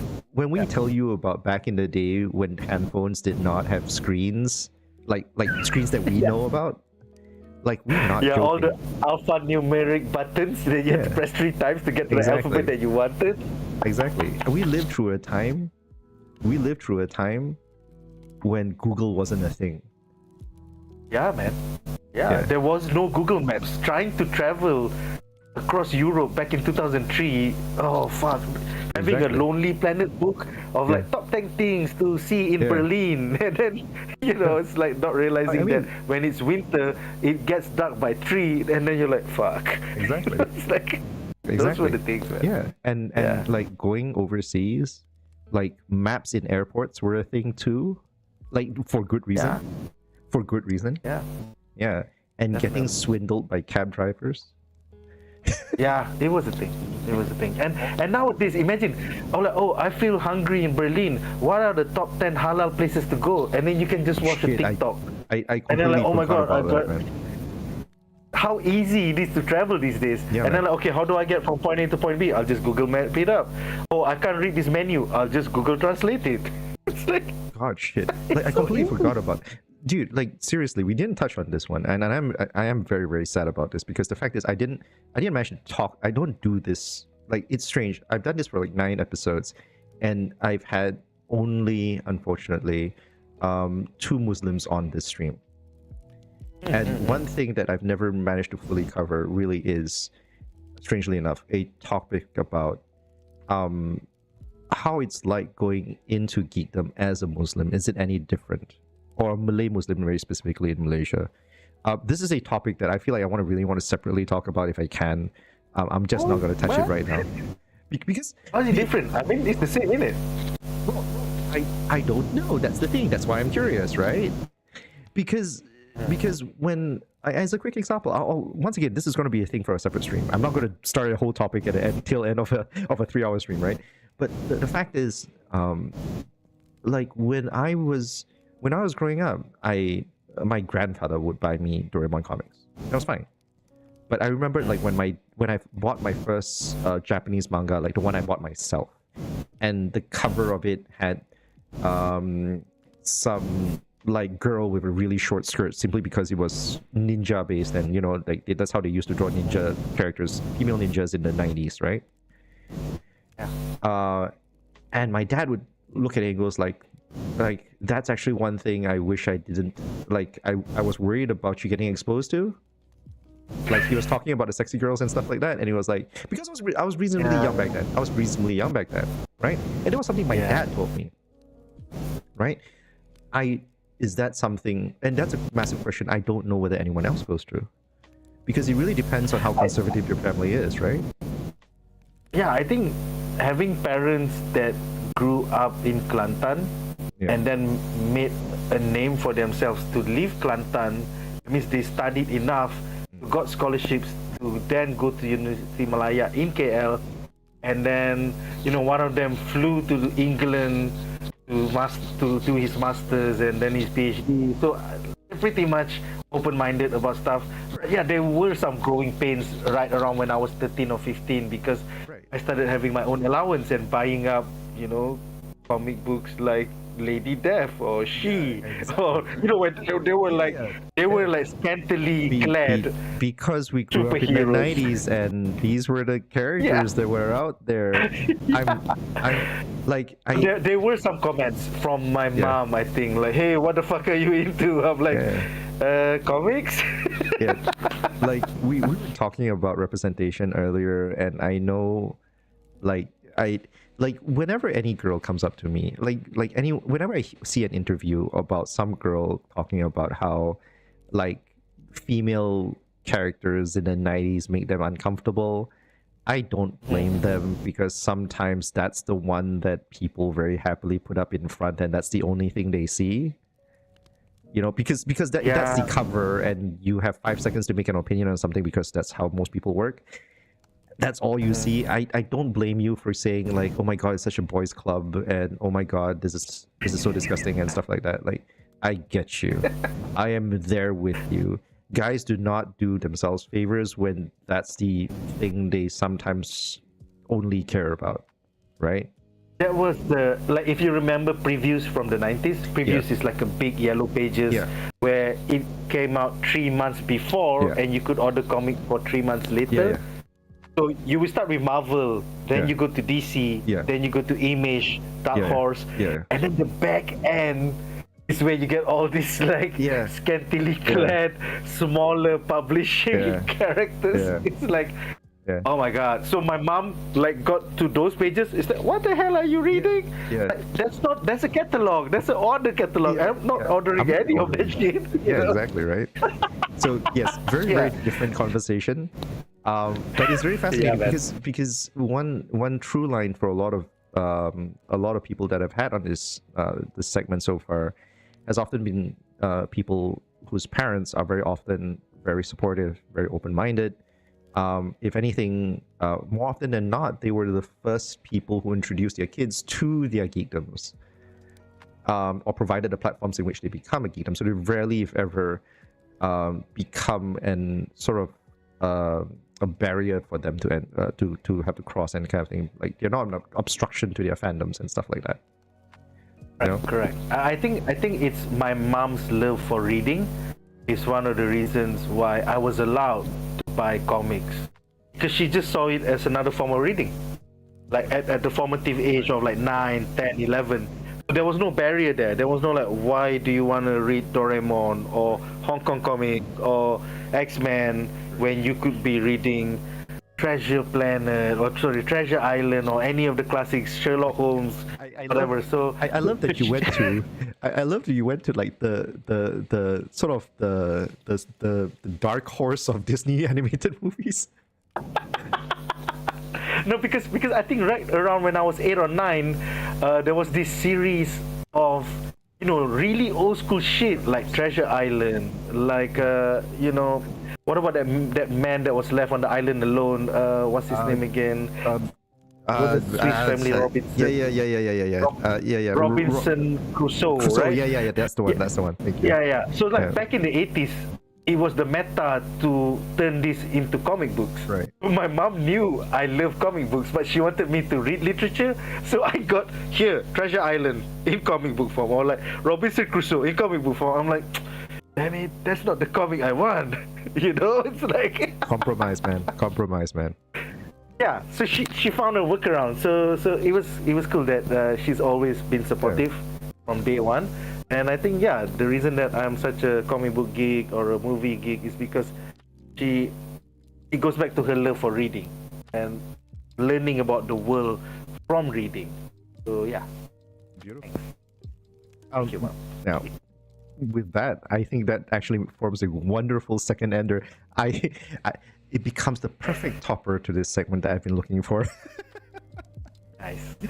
Right. So, all right, that's all the time I'm going to allow for us tonight. It's almost 12 o'clock local time. I think I don't want to take another day of your time. No worries, man. No worries. All right. It's been awesome to chat with you. Thanks, man. Like, so for anyone who's looking for more Nick stuff, all of his stuff is linked in the comments. In the description below. Everything from Instagram, TikTok. I think I don't have your Threads link in there, so if you could pop it to me, I'll add it in as well. Sure. Later as well, probably the next 24 hours if I can. What I'll do is I'll also add in the Mind Game links as well, because we've mentioned it. I feel like I should.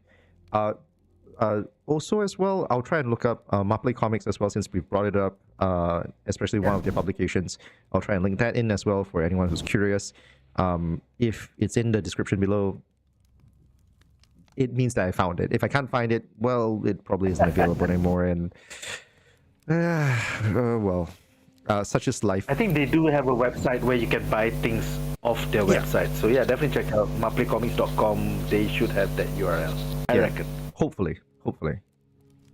Yeah. Anyways. All right. So with that, I'm going to call it a night for all of us over here.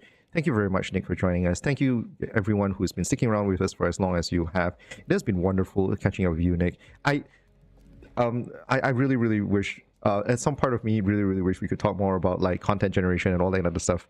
But oh my god, that is just going to be a completely different 7-hour long like discussion on its own. It would be like so inside baseball. People go like, what?